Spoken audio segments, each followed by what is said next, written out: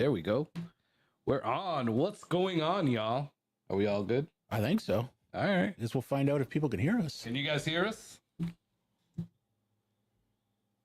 Maybe. I don't know. I don't know. Tater lids. It's like what? It's like what are these fools doing? I don't know. Hey guys, can y'all hear us and see us?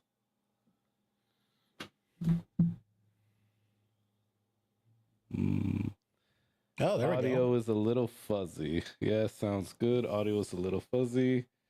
But somebody said it's loud and clear. Turn up the volume some. Somebody's been drinking already. I like how you have that there, man. Yeah, man. Ooh. Yep. What Marty said. What did Marty say? Turn up the volume some. All right. On everybody. All right. Yeah, let's try this. Here. Check 1 2 1 2. Check 1 2 1 2. Damn. All right. 140. Okay. We'll see. How do you guys hear us now? Better? Better. Carlos, lower sound. Carlos has got his mic too high. That's why. Drop her down, buddy.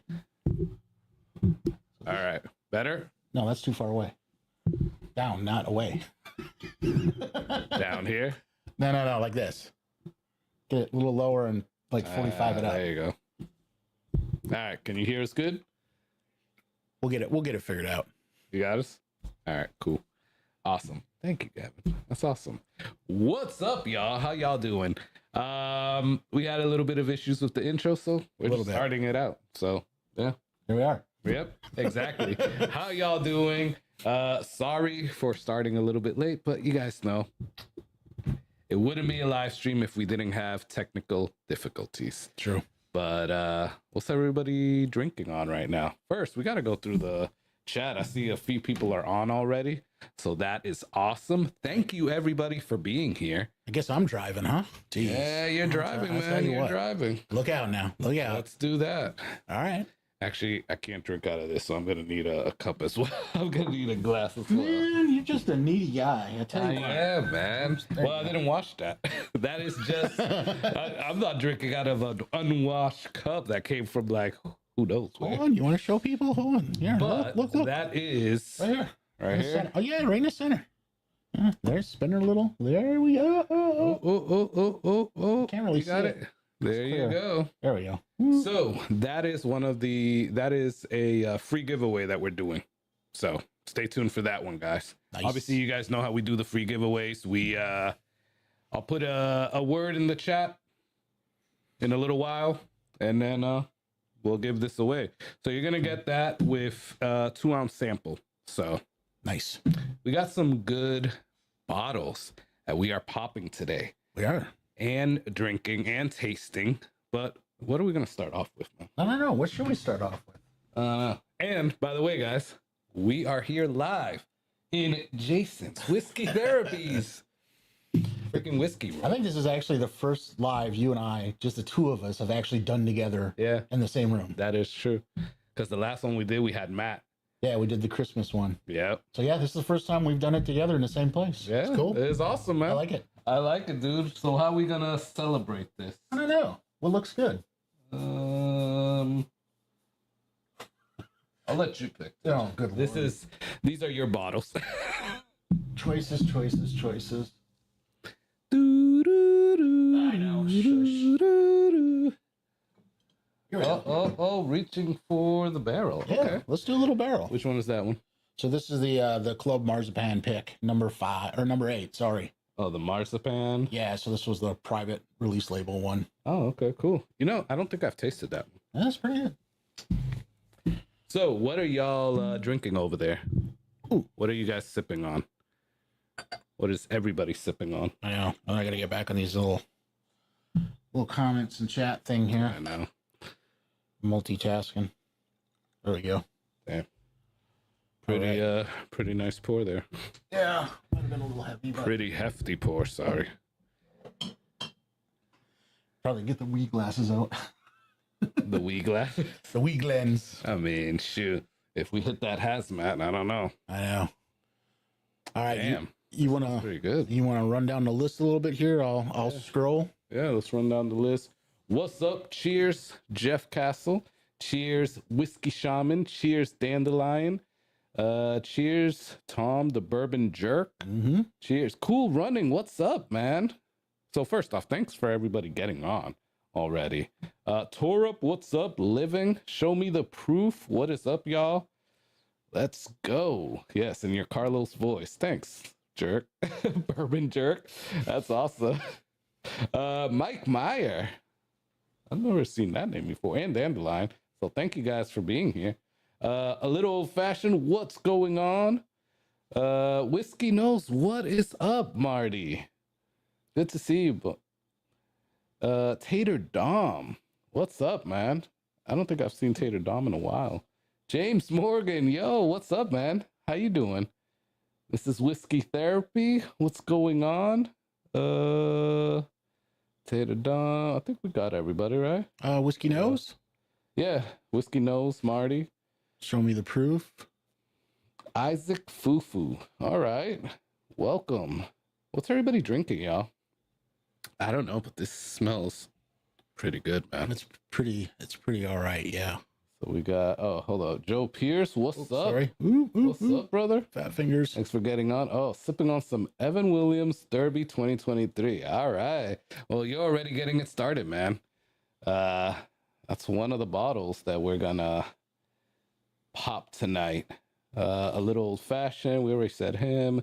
Tom Shanley, what's up, man? Oh, no, she didn't. Having a Green River high.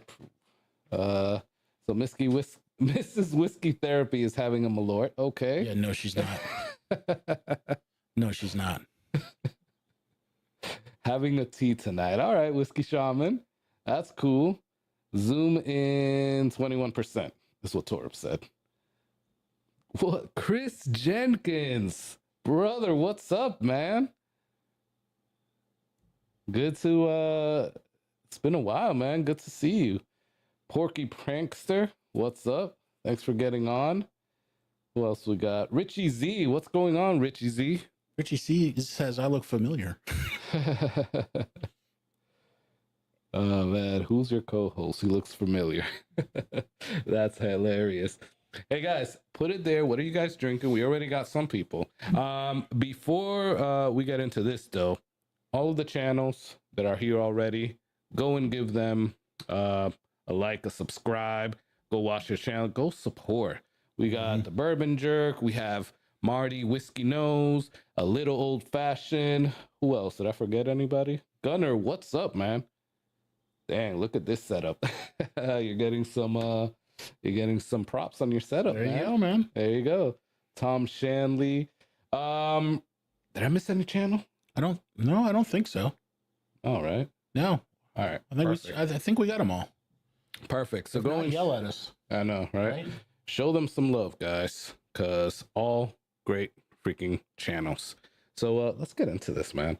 Oh, now we're starting. Whoops. Since you poured it, dude, I've been smelling this thing.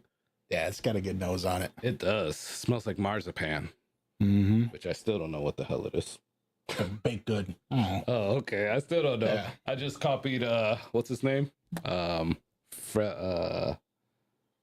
Ascot guy. Yeah. What's his name? Fred. Oh, you would ask me that. God, what's the matter with me? I don't know. Whatever. You guys know who we're talking about. Ascot guy. Ascot guy, yeah. Why can't I remember his name now? That's gonna bug me. Dude, I know it's like, isn't it Fred? Damn.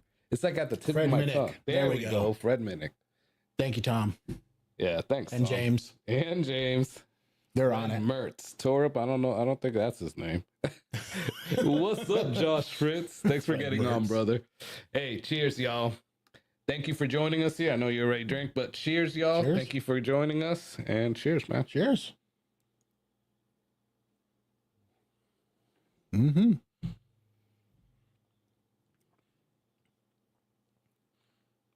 That's pretty freaking good. That's not bad, right? That is like sweet. Mm-hmm. And then it hits you with the little spiciness. Little spice on the back end, yeah. Yeah. Mm-hmm. Wow.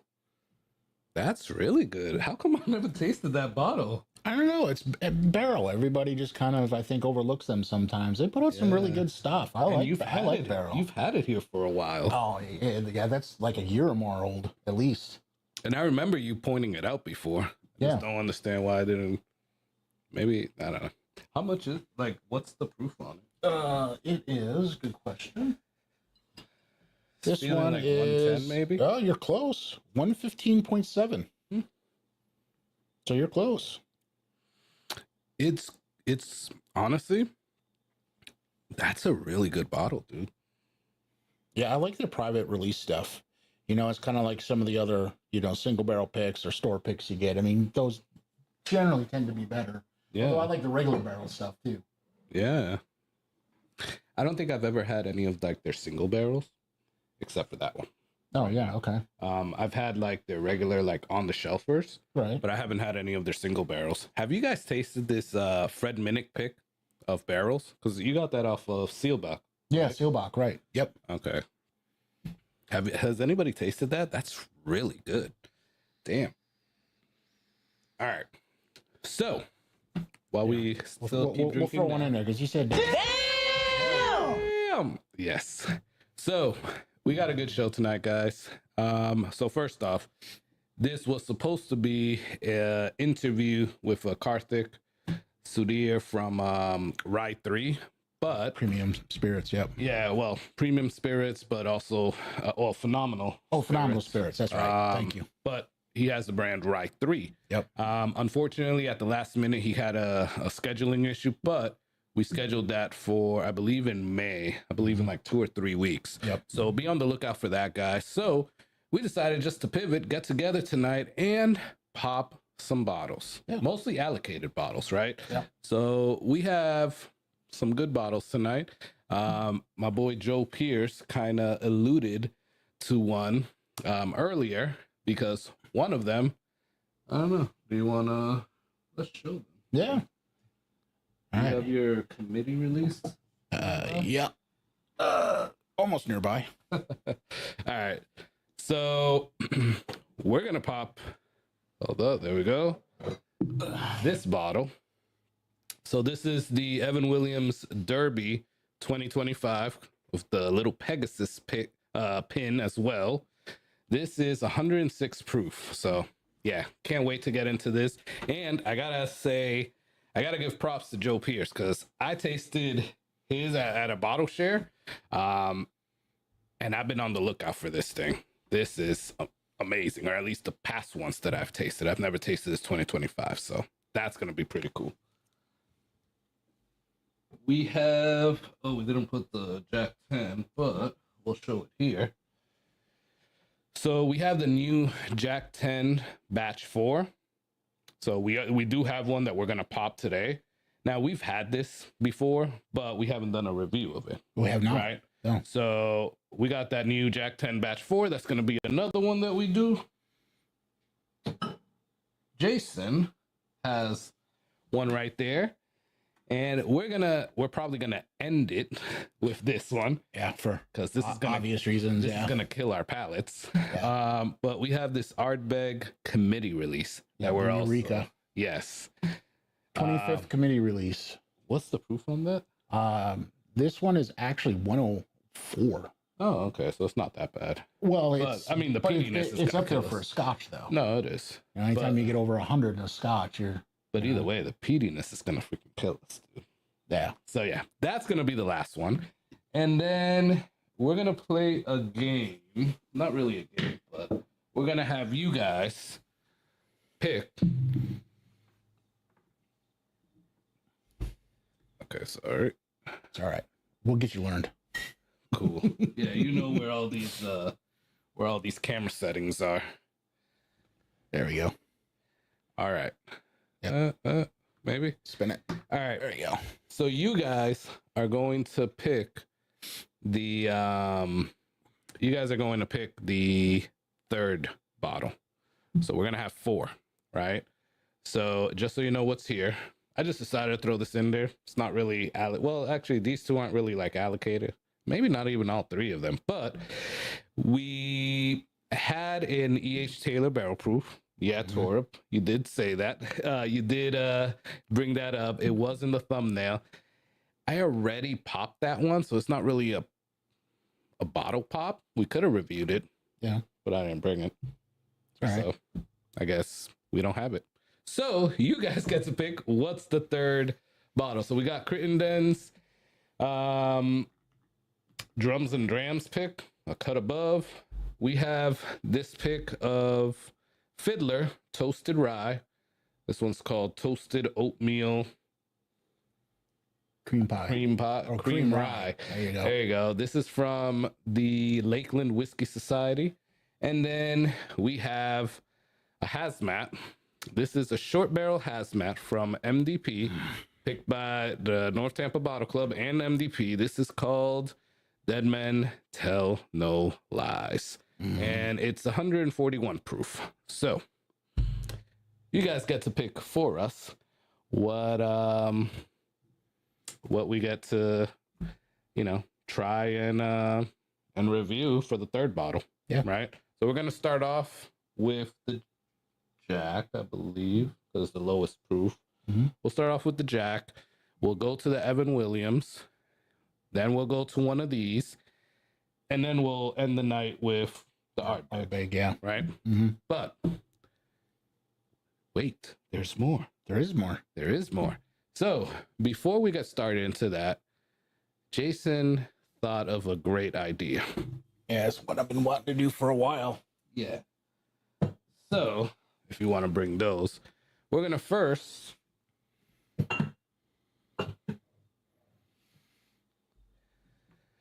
do a little blind taste off with some Sagamore spirits. So here we have the 8-year Sagamore. Yep. And the 9-year Sagamore. So we're gonna do a little blind for y'all. See, one, how much of a difference there really is, right? And two, which one we like better. So, because until this one came out, this was my absolute favorite Sagamore. Yeah.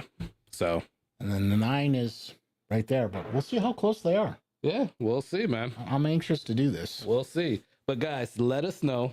Put it in the chat. We'll start. Torup said water. Yeah, we're gonna definitely need that. Rise and roam. What's up, you handsome son bitches? There you go. Thank you, brother.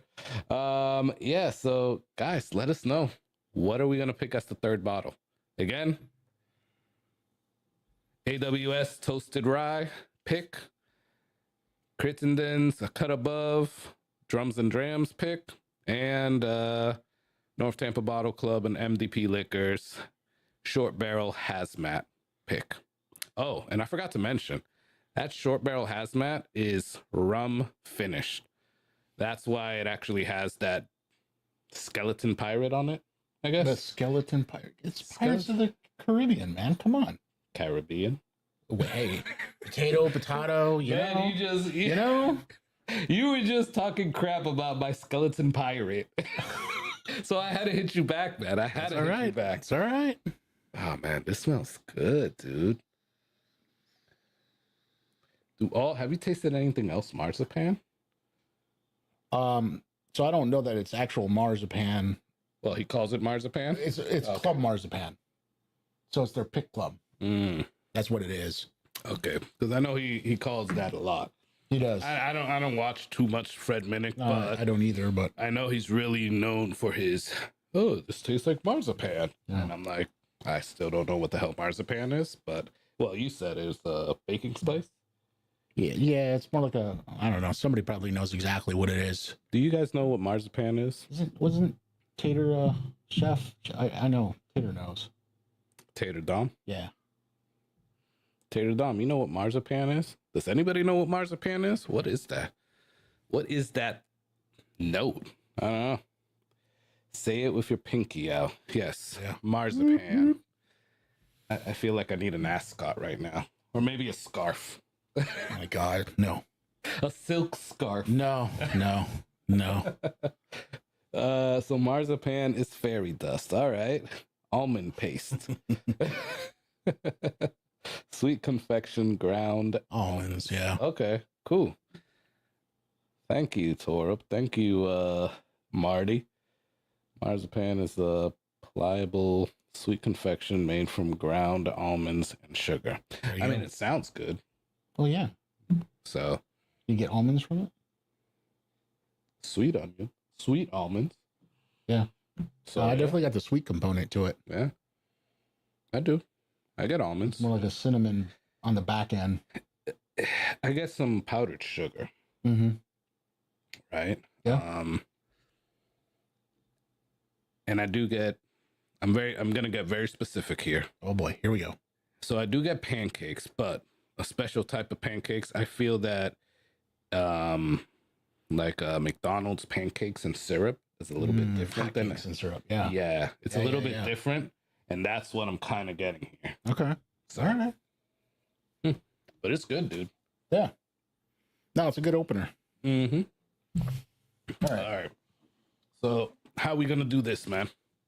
Well, get some glasses. Oops, sorry. Oh, you're fine. There we go. Cool. I don't know. Good question. How do we do this? So are we gonna know what's what? I guess it wouldn't really be a blind if we do, right? But You got like a sticker or something? What about do you have any of the Asian or ones? Mm-hmm. Not out here though. I should have thought this out better. A little bit, yeah. Oh, you know what we can do is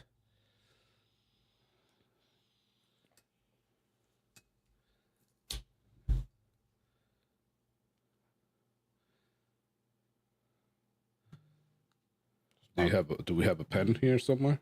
We can just mark one of them. Yeah, but then you'll be able to kind of see it. Oh yeah. Okay. Oh, it doesn't stick. No. All right. Let me see. Oh, mine does stick. It just needs to be the right one.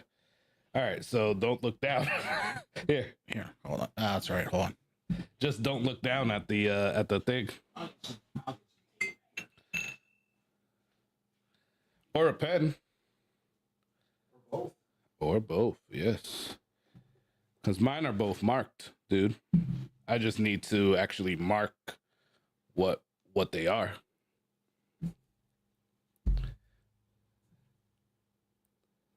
Yes, Richie Z, thank you. If you guys haven't pressed that like, please do that for us, because that really helps out. So we're trying to figure out how to do this blind. We were trying to set up the intro before we went live, and we didn't think this blind through too much. So I got you. So it doesn't push back. Good. Mm-hmm. All right. So I'm gonna take the Sharpie first.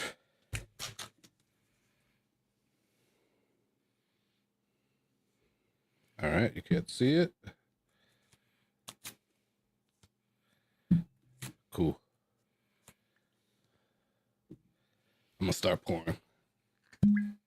All right, so I just wrote A and B at the bottom, guys. So even though that looks like a messed up A, but whatever. It definitely looks different than the B. I was just gonna do 8 and 9. 8 and 9. Good idea. And then just mix them. Well, that looks kind of like a 9 backwards. Yeah, there you go. So there you go. And that does not look like an 8, but hey, we all can't be perfect. It's true. Here you go, man. That's the 8.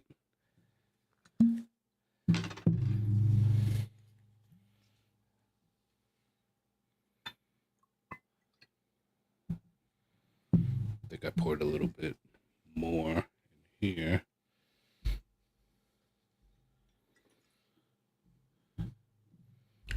Mine. All right. All right. Now you're saying this is sealed, right? So if I go... Yeah. It won't be bad, right? No. All right, cool. Hold on. All right, guys. I'm going to mute us for a second while we do this. Yeah.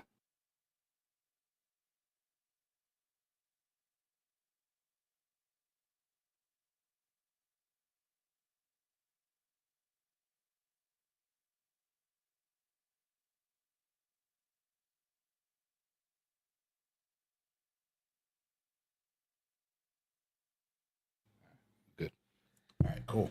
All right. So if you guys are just joining on, thank you for everybody joining. You guys are amazing. We're starting off first before we get into these bottle pops with a little blind that Jason came up with us actually. So it's a great idea. So we got the Sagamore 8-year rye here and then the Sagamore 9-year rye. So we have them both poured out. Let's do this blind first before we start popping some of these bottles. I hope you had some. Oh, now we're getting yelled at by Nick Dames. Why? Nick Dames says you guys need to get your shit together. Oh, so that's Nick Dames. All right, what's up, man? Uh-huh. All right. All right, you going on your first one? I'm going on the one on my right first. All right, I'll do the same. And I'm covering the bottom just in case we see I don't know how I'll be able to see it, but you never know, man. Yeah. If you do, your eyesight's a lot better than mine. Tell you what. Yeah, well, no, that won't happen. Hmm. So I'm getting like graham crackers, honey, and obviously the rye spice on this one. You might not have it on the same side. Yeah, I don't get as much spice, but I get more of the brown sugary note. Yeah. Hmm. Now, I know you guys know that I am not. All right, I need to stop saying I'm not a rye guy. I get it. No, you got to keep saying it now. We can't let that die. but I have to start saying I'm very selective with ryes. There we go. That's my new saying. Shirt coming soon. But I love Sagamore. Like Sagamore is probably like, other than like Sagamore, it's Hard Truth. So Hard Truth and Sagamore have been ryes that consistently I have loved. Except for their like weird finishes. Has anybody had that tequila finish, Sagamore? No. That doesn't sound pleasing to me. But if you guys have it and you think it's good, let me know. Yeah, I haven't found many in that finish that I like. Josh, I am not a rye guy, but I might be. What's up, Josh? How you doing, man? I gotta get back to you, by the way. So sorry I didn't. It's been a busy day. So we partly also started off late today because my son had a baseball game and they're in a tournament right now and it's their first game for their tournament. Which I gotta text my wife in a little while, see if they won or they lost, because it's an elimination tournament. But they were like in the 4th inning and he still didn't go up to bat, man. Yeah. That's why I left late. I was like, what the hell? They were just striking everybody out. Oh, wow. Dude. It was like, So I got here late because I at least wanted to see him get on base. So he did get on base. He stole 2nd and 3rd. So that was awesome. Yeah. But then, then they got 3 outs. So he couldn't get home. So that was cool. But, that's one of the reasons why we were late to start this off, because I got here late. All right, let's go in for, did you already taste it? I did. You did.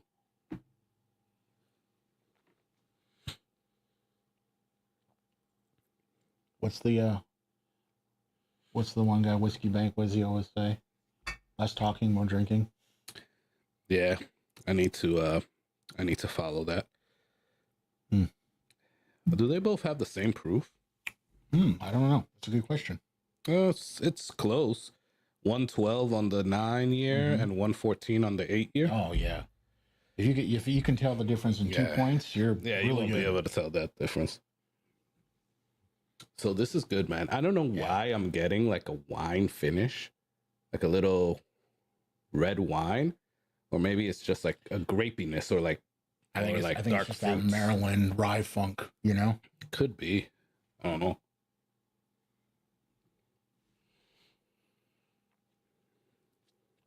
I'm gonna nose this other one. Yeah, let's start doing that. I like that That's one. a totally different nose. Really? Yeah. Yeah, mine is as well. Yeah, it's totally different. I mean, there's some elements in there that I think are still similar, but well, this one to me, at least mine, smells more sweeter. Mine is like more caramel and like, again, powdered sugar. see, this one's lighter to me, which almost would lead me to believe that maybe this is the 8 and that's the 9. But we'll see. How would you come to that conclusion? I think I'm just getting more barrel note from that. You know what I mean? So the 1 year, you're talking about the year. Yeah, and I don't know that the year makes that big of a difference, honestly, but I don't know if the mash bills are the same. I would think they got to be similar. Maybe not.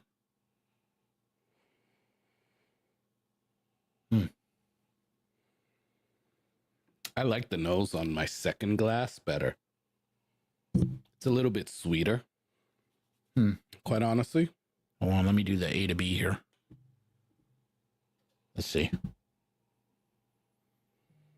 Okay. Yeah, I really like that. Cheers, y'all.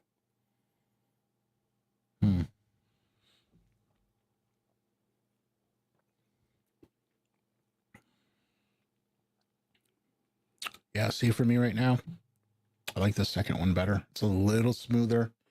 Doesn't quite have that sharpness on the backside. So I think we have different ones because this one hit me harder. This one with the spiciness, like it hit me like definitely like I felt it more. That was this like one. It was sharp. Where this one, the second one for me is a little bit more mellowed out. The flavors are still there, but it doesn't have that sharpness. Yeah. I'm at a crossroads because I love the nose on the second one better, but I like the taste on the first one better. And quite honestly, they're both good. Like I would drink both of these. Oh yeah, either one would be fine anytime for sure. But I do like how number one tastes better.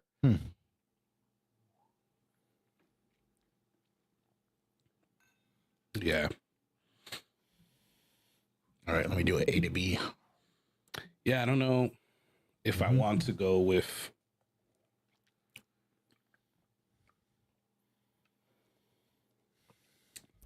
So when you guys do blinds, I'll put this out there to all of y'all. When you guys do blinds, what holds more precedence for you guys? The nose or the taste? What about you? I mean, you lead with the nose, but at least for me, if a whiskey has an exceptional nose, and then I go in for a taste and it doesn't match, then I'm disappointed. Yeah, you know what I mean. I agree. And sometimes it's a pleasant disappointment, if you will, because sometimes, the taste, the palate's better than the nose anyway. But I don't know. I like when they match. Because it's just you're setting yourself up for it, going, wait, I'm anticipating all these flavors, and then when you have it and either falls flat or it's totally different, you're kind of like, well, wait, what just happened there? Yeah, exactly. What about you? I'm the same way. I was about to say there's certain times where if the nose is really like not up to par with the taste, it like throws off the taste for me. Case in point, Amburana. Right? Whenever I drink Amburana, if I get that cat piss smell, it throws it completely off for me. I'm like, yeah, I'm not doing this. But usually I go more for the taste. Right? I go more for the tasting notes than the nose notes. What is everybody saying there? That's why I was scrolling up a little bit to see here. Everyone likes a good number 2 is what I saw. Yeah.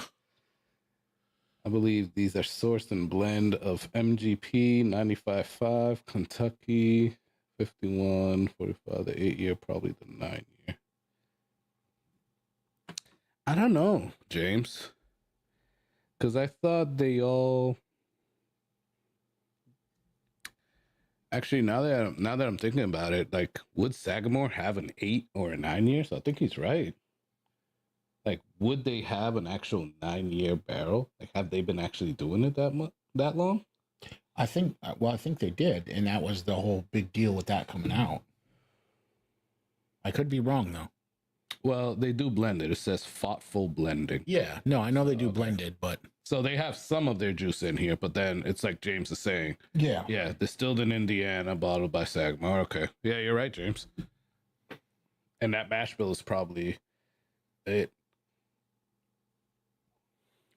Yeah, he said it was that was posted in 22. All right, I made my decision. I'm going with glass number 1. It's the taste that I like the best. And that's the one on my right. What about you, man? I am decided as well. And we'll just make sure here. The Bourbon Nut. I love that name, man. So, Bourbon Nut, do you have a channel? Well, that's a great channel name. If you do, let us know, and everybody go check out the Bourbon Nut.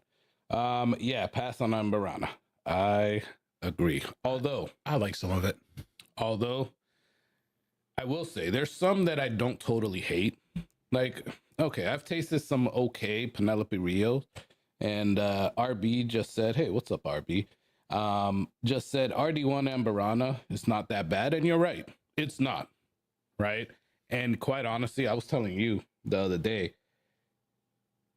Winthrop Liquors is about to put out a Dark Arts that is a rye finished in maple and Amberana, right?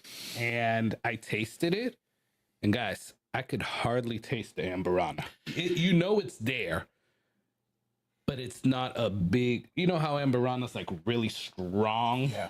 Like you definitely know you're drinking Amberana. This was not. So maybe the key to him to like being able to drink Amberana, and who would have known, is getting it more sweet, like pairing it up with maple syrup. I have no idea, but it was pretty good, dude. I think that a lot of the distillers are learning too that you just can't finish an Amberana for very long. It's kind of a quick process. So yeah, well, I like the way that ASW did it. So ASW put out their Encore cigar batch or whatever. Yep. And they only finished it, I don't know, I want to say maybe for a month or so, or maybe a couple of weeks. Yeah, I was gonna say I think it might have even been a matter of days. Like, yeah, it could have been. So I know Witt's referred to that a bunch. Like you gotta keep it pretty short. Yeah, because it's such a strong, overpowering flavor. Yeah. And then when I tasted that, I was like, okay, I won't buy a bottle. Yeah. But like I won't gag either. Yeah. Right? Yeah. So it's not bad. All right, let's reveal what is what. All right. So let's start with you, man. Which one did you pick? One or two? 2 is my favorite. All right. So which one is that one? So that is the 8-year. 8-year. Okay. All right. 1 is my favorite, and that is the 9-year. Oh, look at that. Wow. All right. Yeah. 8-year, 9-year. So yeah, we're indifferent on that. So if you haven't, I was kind of sitting here as we were like debating it, reading the back, and the flavors are very the same, or at least the notes that they put out here. So look at this. The 8-year, they say dark chocolate, peppercorn, hazelnut, right? Notes of orange, spice, clove, and espresso on the nose. Then the 9-year is graham crackers, peach reserves, dark chocolate again, sweet and spice, pecan pie, peppery, honey, cinnamon toast. So like they're very similar on the notes, right? They got that sweet and spicy type of taste. So that's not bad. I think we could get these out of the way and start this off. Where do you have my bottles over there? So what you need? That Jack. Man. The 10. All right. I'll go get it, dude. No, that's all right, man. I get it. You sure? Yeah. I'm closer. It's all right. It's all right. I got you. All right. Thank you, man. Appreciate it. Jason just doesn't want me to pass in front of the camera and mess his stuff up. Right? That's why all the cords are like put down. He's like, no, dude, you stay put. I don't want you to mess up any of these cords or anything that I have here. Oh, that probably Just hurt them. Whack the mic. Is this triple sealed and all that? So I can slide it like that? Yeah, you're fine. All right, cool. Oh, wait a minute. We missed the bottle. What did we miss? The 2XO over there. Oh, we did next one. Right. Pass it on over. Yeah, hold on. So we lied. There is a fourth bottle for the third bottle, basically. So you guys got to let us know which one's going to be the third bottle that we pop tonight. And we forgot to tell you guys about this one. So again, just to recap, we got the ASW Toasted Rye Single Barrel Pick from the Lakeland Whiskey Society. Yep. We have Crittenden's A Cut Above from Drums and Drams. That's a single barrel. We have Short Barrel Hazmat, North Tampa Bottle Club, and MDP Single Barrel Rum Finished Hazmat. And then we have this Vinyl Blend from 2XO. This is the new one that just came out. Still really hasn't even hit our area, but I went to an event with 2XO and Dixon Deadman, and I was able to get a bottle. So, sorry, that probably hurt you guys' ears.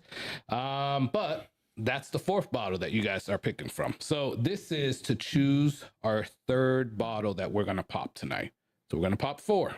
This is gonna be these are gonna be the third one. So let us know. Put it in the comments. The most comments wins, right? That's right. In theory, anyway. In theory, yes. In theory. All right. So, who all out there has tasted batch number 4, Jack 10? I know we've tasted it.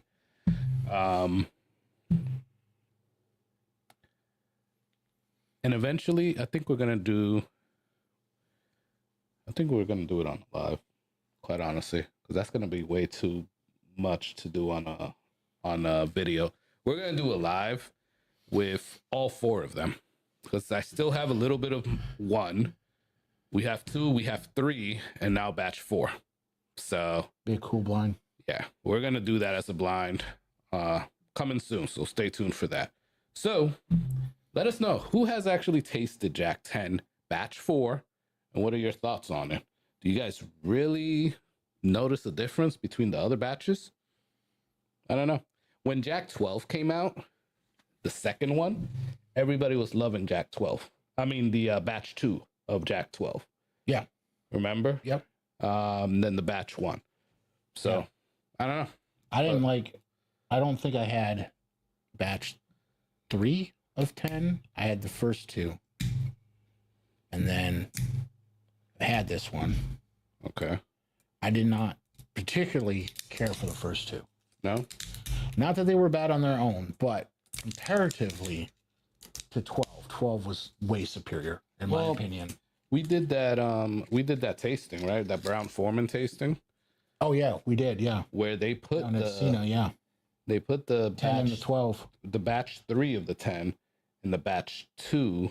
Was that 3? The 12. I guess I had 3 then. Yeah, because 3 came out last year. Yeah, I guess you're right. Okay. That was a good tasting, because that had 1924, 10, 12, and then it was that weird Woodford, the triple blended one. Was it the Madeira finish, or was it the triple Sonoma? Triple Sonoma. That's what it was. Yep. One. Mm-hmm. All right, well, let's pop this, guys. Nice. First bottle pop, Jack 10 batch 4. Yeah, not bad. That was a little squeaky. I'll let you pour yours first. All right. Thank you, sir. Yeah, it was a little squeaky. I was a little turned off of that pop, but hey, they all can't be good. Maybe I shouldn't have twisted it. It's all right. All right. So, what did people say? Yeah, that's what I was trying to see here. Oh, crap. I haven't even told y'all about the I don't know, should we do that? Should we do the paid one as well? We can, yeah. All right. So we have the free giveaway, right? Where you guys are gonna get a whiskey corner glass that's over there in the corner in front of Jason, and a sample of one of the ones that we tried tonight, right? Probably gonna be number 3. Yeah. Yeah. And then go here. Which one? Banners. All the way to the right and do banners. Mm-hmm. And the third one. This one? Yeah. Got it. All right, guys. So whoever we're gonna do like a $5 super chat or Venmo or PayPal or whatever. We'll do one winner. We'll get a 2-ounce sample of all of these that we tried tonight. So 10 Evan Williams Derby edition, whatever number 4 is gonna be, and committee, yeah, cool. So $5 gets you in, and you get those. And you know what? Let's do it a 5.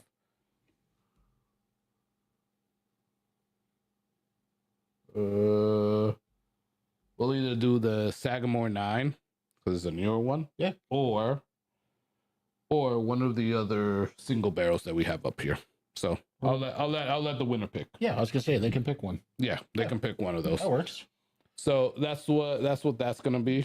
$5 gets you in. We'll do the raffle at the end, and that's 5 2-ounce samples. And I think the big one of those, because this is pretty much, you can kind of get it a lot. It's difficult, yeah, but you'll be able to find it, right? But it's good that you're gonna have it there. Depending on what bottle number 3 you guys pick, some of those might be hard to find. Like, again, a short barrel hazmat rum finish, that's a one and done. Like, you can't get that bottle again. Yeah. Right. But then Jason got that Ardbeg committee release. That's hard as hell to find. And then this Evan Williams Derby, that's hard as hell to find as well. It is. So yeah. So I think that's a pretty good sample taste. But Rise and Rome there is giving me crap about tequila. He better be nice. I still have his good tequila here. I'll go pour some of that. Yeah. Hey, what's up, Mr. Lopez? Thanks for hanging out here, man. Appreciate you getting on. I am not that lucky. What did Josh first say? Not that lucky. I haven't tasted JD 14 so far, and it's good. Oh, I've only tasted. Okay. 14 is really good. It is good. It's like super good. Yeah. I wish I could get a bottle. Yeah. Well, that makes 2 of us. There's another one that's very hard to find. Hell, it took me 3 years to get a freaking 10. Yeah. I've been getting lucky with the 10s, and I got lucky with my JD 12. I have the batch 2 of JD 12. I got really lucky because I just walked into a store in Atlanta, and I paid a little bit more than MSRP, but definitely not as much as like secondary. I probably paid like $40 over MSRP, which I was fine with. Tim Lewis, thank you, sir. Hey, thank you, Tim. Farm strength. Okay. Is that for you? Oh. All right. So let's get into this, man. All right, let's do it.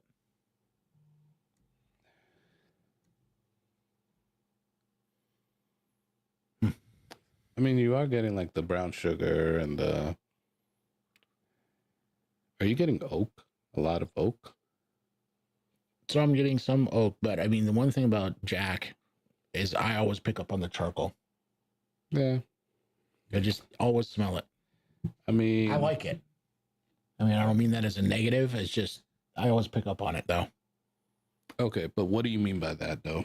Charcoal, it's like... got a bit of a smokiness on the nose, I think. Kind of reminds me of grilling, barbecuing, you know. It's got that little bit of smokiness to it. So that's why I asked you, like, what do you mean? Because if you were going that route, I don't get that. No, because I still get that a little bit from it. I personally love charcoal grills. Yeah, like I like the smell of the charcoal. Yeah, right. Yeah, and I don't think this smells like that. See, I get it's faint, but I do get it. But I get it on all the Jacks. Okay. Some are more prevalent than others. Like the Bondeds really have a heavy, like charcoal, both the nose and the palate. But wow, I haven't had one of those in a while. The bonded or the triple mash? Yeah, I like the bonded. I like the bonded, both the rye and the bourbon. They're both. I haven't tasted the rye, but I started off liking the bonded, and then I tasted the triple mash, and then that became my favorite out of both of them. See, I still like the bonded because it has that. It's got a super heavy charcoal taste to me, and I kind of dig it because it's different. You know what I mean? Yeah. So I'm getting like ripe bananas. Yeah, I definitely get bananas. And I don't know why. And it's happened with all my batches of JD10. And I might be crazy here, but I definitely get like peanuts. Oh, see, I don't get peanuts at all. Yeah, I get peanuts, dude. The bananas, definitely. Yeah. They're like, well, actually, I'm getting both ripe and like it's non-ripe bananas as well. I mean, it's reminiscent of Old Forester on the nose, you know? Yeah.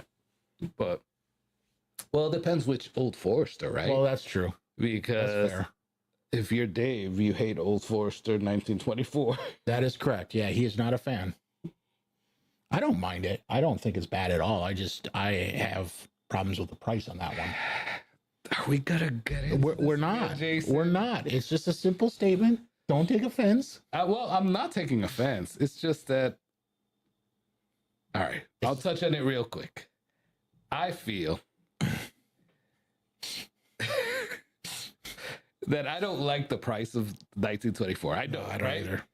But I still understand how they got to that price. When you have King Ranch at $95, and this is like their 10-year, like it's all marketing, guys. Their 10-year release, and it only comes out one time a year, and all this and that crap. When you start adding all of that, I understand how they get to 115. Now, if you're purchasing it at 150 or more than that, then that makes absolutely no sense. But I understand how they get to the 115. I do, and I don't.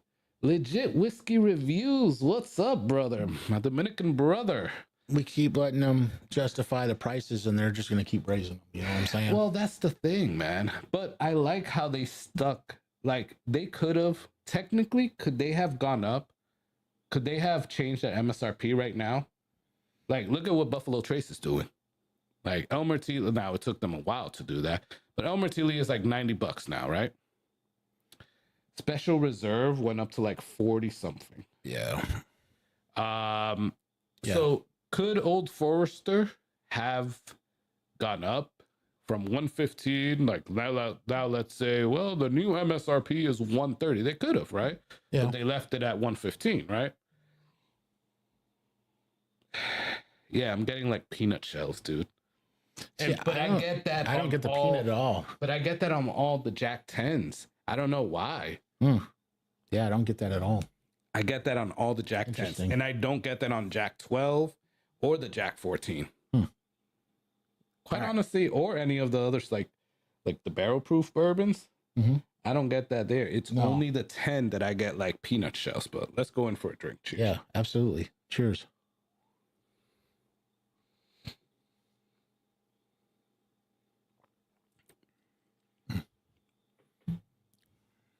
Hey, what's up, Dave Vogel Sam? How you doing, man? So now that you went and said peanut, I wasn't getting it on the nose, but now I swear I can taste it a little bit on the palate. Yes, I get it too. And the reason, like in the mid palate, you don't get it at first. It's like right in the mid palate. I get it, dude. Like I definitely get peanuts.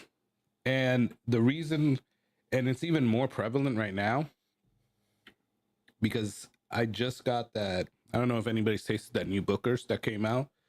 What is it? Berries batch? Oh, the one that just came out. Yeah. Yeah, the first one of this. No, year. I haven't tried it yet, but I know which one you're talking about.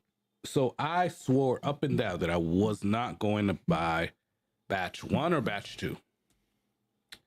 Then I started seeing some videos.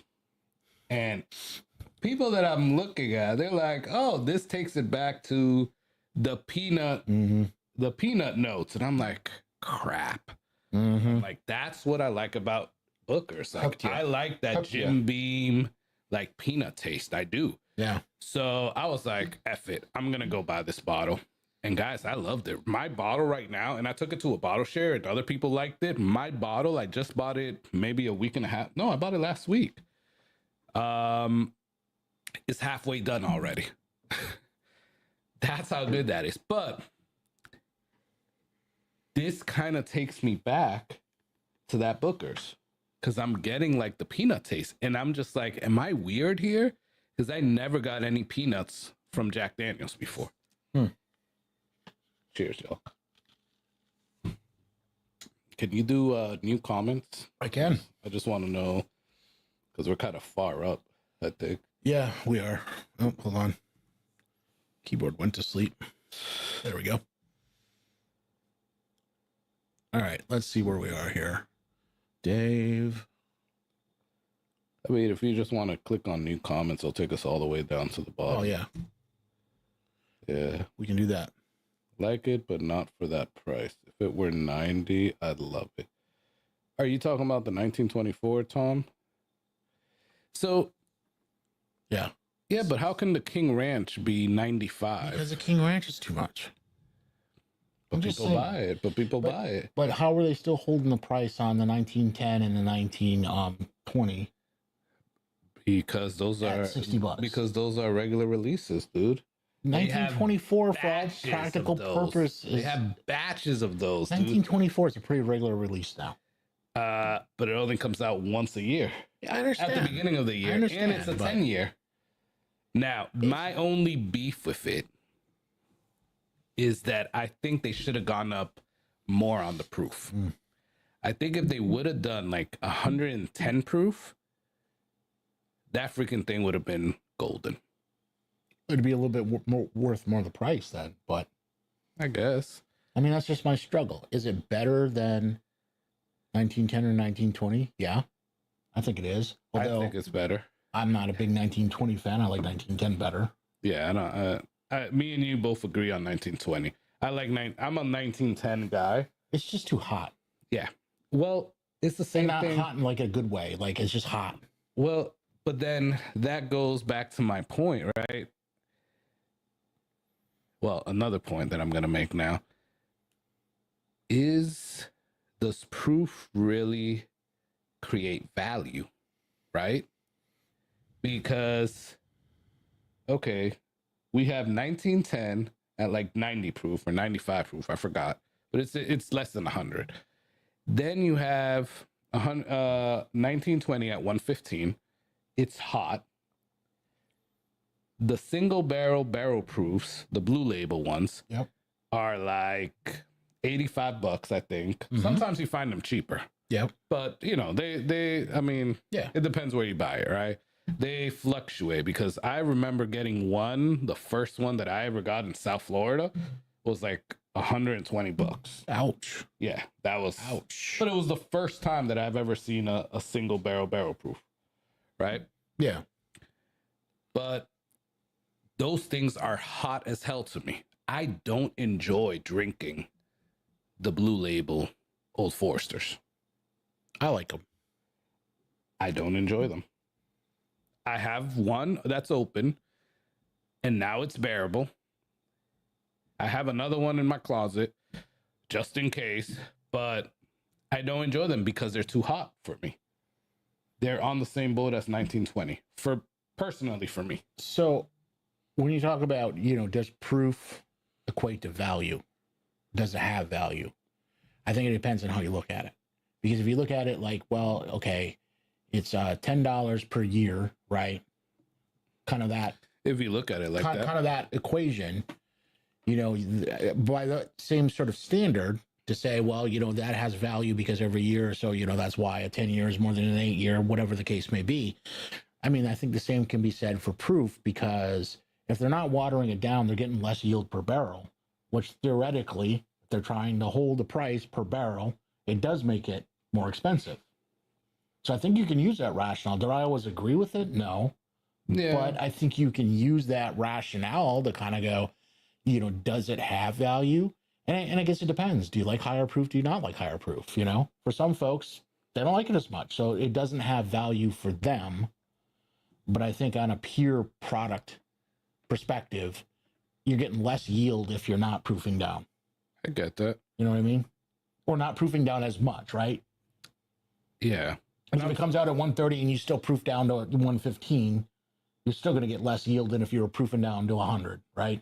And I'm sorry, but I don't remember whose video it was, but I saw a video the other day where they were saying, they're the distillery, and you have to trust that they're putting this out at the best proof to get the best taste. It wasn't about 1924. I forgot what bottle it was for. So I guess for me, the whole proof and age, right? Because then that's another thing. Yeah. Because you can go value by age or by proof, right? Everybody says when Elijah Craig barrel proof used to be 12 years, that was the best value in bourbon, because you're getting a 12-year bourbon for about $75-$80. Right. Which now they're like all over the place, 10 years, 11 years, or whatever. But they still are good, right? My C924 was pretty good, and I don't remember what year, how many years it was, but it could be that they're cutting down. They just don't have 12-year-old juice. It could be that they just thought that it came out the best at that age, right? Just like the proof. I don't know. But going back to this, I'm getting peanuts. I'm getting ripe bananas. I'm getting oak. And it's just a pleasurable experience, quite honestly. What do you think, Jason? I like it. Like I said, I wasn't as big of a fan of the earlier batches at 10, but I really do like batch 4. Yeah. It's an easy sipper. It has flavor. It has depth. All in all, it's a good bottle. Yeah. And I know, I got mine for basically MSRP, which I don't think is a bad price on it at all. Yeah, no. Talking about price, No, not at all. What is it, like $85? $85, yeah. Yeah. Yeah, it's a steal at $85. It's worth $85 to me. This is really good, quite honestly. And my whole thing with batch 3, I opened batch 3, or maybe it was batch 2. I don't remember. It was one of those 2 batches. I never put out that video because I never edited it. And then this batch 4 came out, so I totally scrapped the idea. But I did do the blind of batch 1, 2, and 3. And then I decided to be like, okay, well, let me wait to see if I get a batch 4. Well, lo and behold, now I got a batch 4. But in that blind, I picked, spoiler alert, I picked batch 1. And I attribute that to it's been the one that's been open the most, right? It's had the most air in it. I mean, my batch 1 is literally down to like here. You guys can't see it, but it's like here. It probably has, I don't know, maybe 2 ounces, 3 ounces, 4 ounces left in it. And that's about it. So, I don't know. But this is a hell of a buy all day at $85. I think so.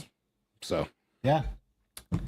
Yeah. If you guys have not gotten that, that is definitely one that you should go and get. It's definitely a buy for me. Oh yeah, hell yeah. What would you score it from a scale of 1 to 10? I mean, well, 1 to 5. 1 to 5? Yeah. I mean, let's do 1 to 10. Because that's, I guess, a better scale, I guess. Well, I mean, I'll just do half numbers if you're going to do 1 to 5. I was going to throw a half in there. So, yeah. I mean, I think for me, it's probably a solid 7. Okay. Maybe push an 8. I would go to an 8. You know what I mean? Like I would do an 8. It's not the absolute, top tier. I don't really rate hardly anything a 10, right? But, yeah, I'd say a solid 7 to 8. Yeah, I would rate it an 8. Yeah. This is cool. I'm going to open this. What is it? It's a pin. Oh, cool. All right. I didn't want to rip it like that. Yeah. Well, because I still want to put it back on the bottle, but I want to get my freaking pin, and I don't even know what I'm gonna do with my pin. Throw in a hat or something, man. I guess That'd be kind of cool. Oh crap! Look at that. I guess who sponsors this? Oh yeah, no doubt, right?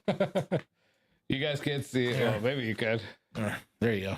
Kroger. And it's actually a coupon. $5 off a $30 purchase. Yeah, we're giving the money shot. There you go. Damn, I wanted to put this back on the bottle, but I guess I won't be able to. Ooh, I got another coupon in here. All right. No. The hell is that? Public. It's a pin. Oh, so and you can get a haircut. That's not. You can get a haircut coupon. That's not really a pin. It is a pin. It's like freaking plastic. I mean, if you go to the Kentucky Derby, you could wear it. It's plastic.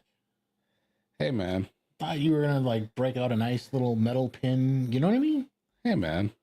Come on, dude. It's Evan Williams. For as much as the bottle costs, they could have threw in a 20-cent metal pin. This bottle doesn't cost instead of a 5-cent plastic pin. Well, this bottle doesn't cost that much. I don't know what the MSRP is. Yeah, it's hard to find unless you're in Kentucky during Derby season. Yeah. Oh shit, there's still more in here. But wait, there's more. There's more. And I can't get this out. What the hell? Lord. Well, it's like stuck. 2 hours later. All right. I'm not even gonna try because it's gonna break that. $25 off. Oh crap. Oh, I'm gonna definitely use that. $25 off the Evan Williams experience. That's pretty cool.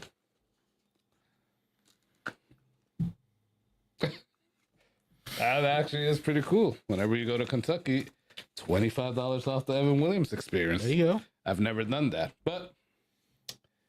and I love this little pin here. It's plastic, Jason. It's plastic as well. So I was expecting that to be plastic. You know, I'm just saying. What do you think this is gonna be? Like Disney's like little pins and whatever? All right. I'm taking the wax off. Well, in all fairness, I mean, that stuff used to be, made elsewhere, and now it's probably a $20 pin instead of a 20-cent pin, but yeah, exactly. All right, guys. It's all good. We're gonna pop this. No, I like that pop. That was a pretty good pop. That was a good pop.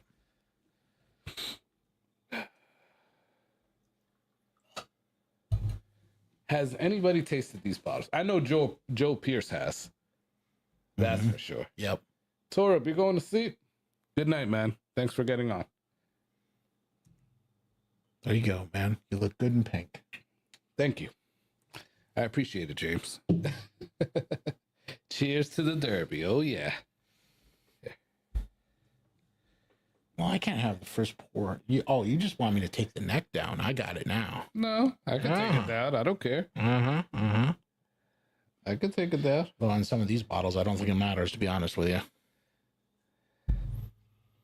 Oh. You ever spray the water out and envision yourself dropping the freaking glass? No. I did. Every time I do that. Not just here. There's a towel behind you if you need it. Well, I didn't know. But even when I do that at my house, I'm like, oh crap. You didn't know as I'm sitting here with a towel, like literally wiping my glass out and set it right behind you so that you would be able to. I thought you brought it back to the kitchen. No, dude. I saw you with the towel earlier. Come on, man. I thought you brought it back to the kitchen. I wouldn't do that to you. And you got the knife over there. Yeah. You thought of everything. Because I was about to say. Except how to do a blind.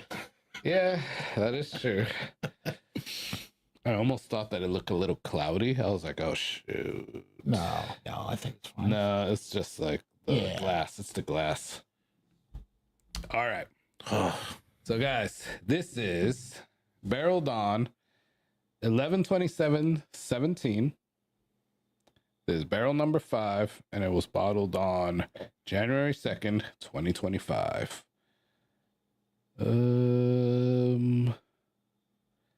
Personally selected by our master distiller only after meeting his exacting standards for this vintage. Okay, great. So 106 proof. There you go. That was awesome. Okay, great. I mean, I'm just saying. It's I like, know. Sometimes, like, have you guys ever like read the like freaking marketing spiel? Oh, some of them on are these pretty bottles? funny. It's Yeah, like, some of them are really? pretty funny. Oh man.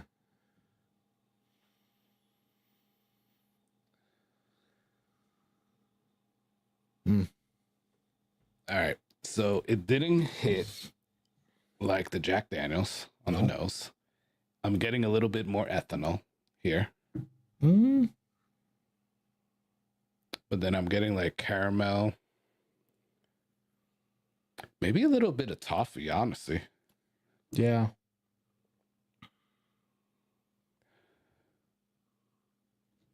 Yeah, it does really have that ethanol for, at least for me. It has that like almost rubbing alcohol smell. Yeah, no, mine's not that bad. Maybe it just Maybe I didn't clean out the glass well enough. William Hall, what's up, William? Nick Dames enters to win the bottle of EW Derby. I never said you'll be winning a bottle, Nick. Come on, man. you gotta watch that Nick guy. I know, man. It's just a problem. But Nick, I'll bring this bottle for next time you come over, dude. You and Joe and Matt.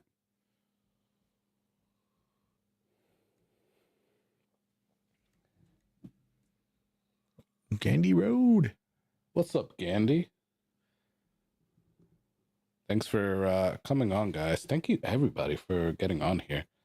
I appreciate y'all. I'm always amazed that anybody wants to listen to our banner, to be quite right? honest. I know, right? It's like, why would you want to listen to us? Yeah. I guess we're entertaining sometimes. I don't know. I guess so, right? Let's do the free giveaway. Let me see this. Yeah, man. Help yourself. All you, brother. All right, guys. So the free giveaway is, can I get out of this tab? Or will it mess stuff up? No, you're fine. All right. So the free giveaway, guys, is going to be a Whiskey Corner Kenzie glass that you guys see right there in front of Jason. Here, I'll give it the proper solo here while you're typing that in. Oh, look at that. I got it right the first time. Holy crap. There you go. There you go. Dang. So you'll get that plus a sample of whatever people pick for number 3. So there's our second bottle. Whatever people pick for number 3. Crap. I don't think I'm. What does it say? My team. That's weird. Because you set me up on your thing as a admin or whatever. Okay. It's also why when I chat through StreamYard, it shows up as you. So when we're not in the same room, I always have to chat from YouTube so that it shows up as me. Yeah, that makes sense. No big deal, but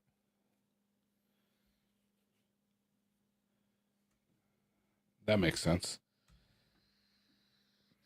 So I'm purposely not drinking that yet. I went in for a little bite of it. Hey, what's up, Mike Brock? Thanks for getting on, man. Yeah, I've read the marketing. Harlan Wheatley makes that. Harlan Wheatley makes B-Tech put his name on travel. All right. What's up, Mike Brock? What's up, Gandhi? What's up, Mr. Lopez? And what's up, William Hall? Dave. What's up, Dave Vogelsang? Thanks for getting on, guys. Oh, you're in trouble. Rye now. guy, Yeah. what's up, man? Now you're in Thanks for trouble. getting on, man. What? The right guy is my boy. That's not Steven.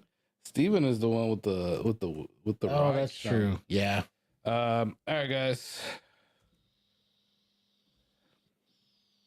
I don't know why I picked this. Oh, because you got a whiskey corner Kenzie. Yes. So, hashtag Kenzie.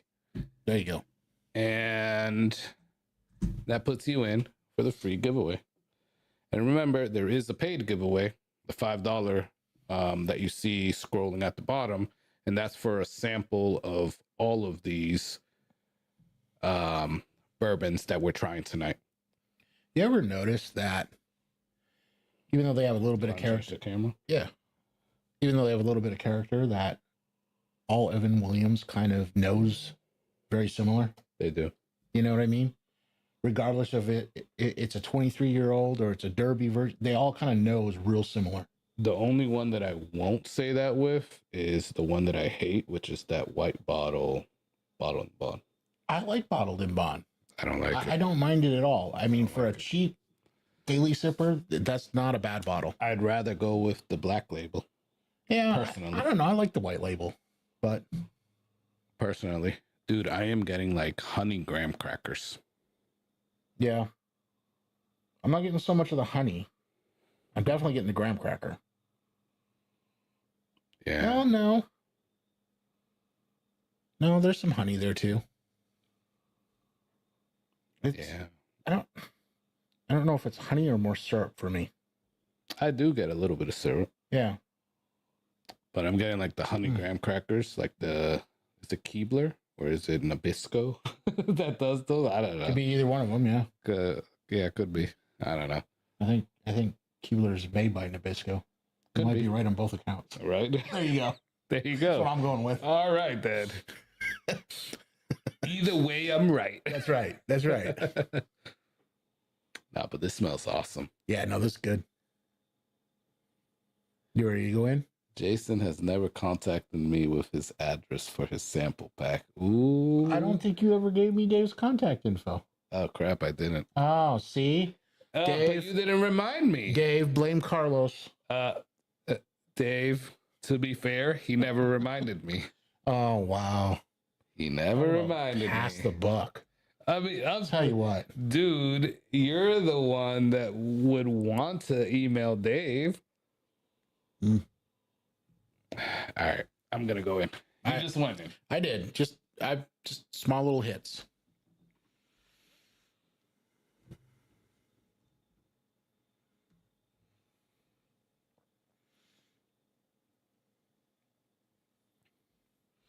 Okay, who is a fan of Evan Williams vintage? Single barrel vintage. So hard to get.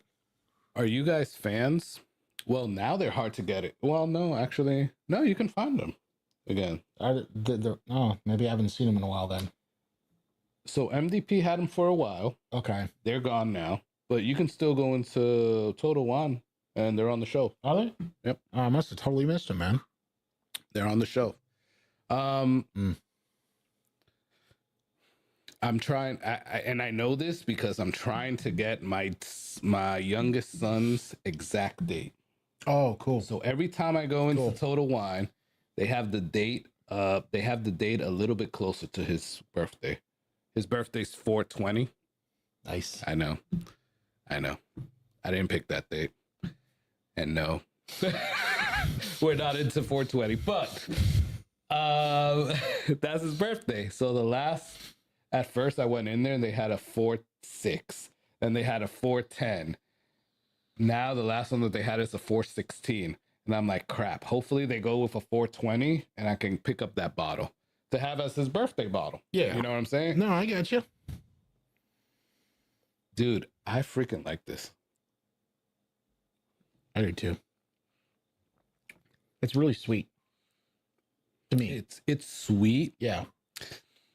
And I think it's like a perfect proof. And the reason that I brought up that Evan Williams single barrel vintage is because I do like those bottles.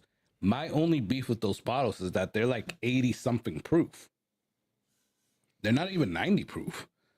right? They're like 80 something proof. So I do like that bottle, but this brings it up to the proofiness and gives it like the more complexity of it that's needed, I think.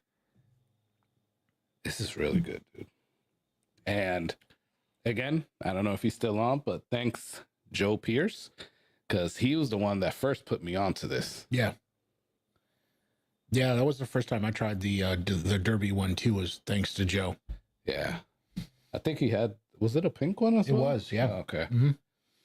But Are they always pink? I was going to say, I think they're pink every year, though. I could be wrong about that, but I think they are. Different things, but maybe not. I don't know. Somebody probably knows. If you guys know, let us know. I know the Evan Williams 23 always has the blue wax. Yes. So I know that. Yeah. I don't know if these people. I think Derby's always pink, but I could be wrong. So what's like yellow? I swear I've seen a yellow one. I'm not sure on that one. Cheers, y'all. Rise and Rome or Nick Dames. Good night, man. Hopefully we can have you on this the next go around. I'm just saying, Nick. Oh boy. Pizza Warlord. There he is. The man, the myth. What's up, brother? Thanks for getting on, man. Good to have you on. Good to have you back, man. Yeah. So Pizza went overseas for a little while and then he came back. So that's awesome. I was wondering. I hadn't seen him in a while. So yeah, he went overseas. Dude, this is really freaking good. You know, there's not a lot of Evan Williams I don't like, though.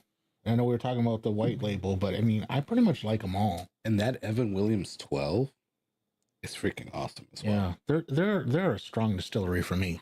Yeah, they really are. There's a few of them that, you know, I like almost the majority of the expressions they put out, you know? Yeah.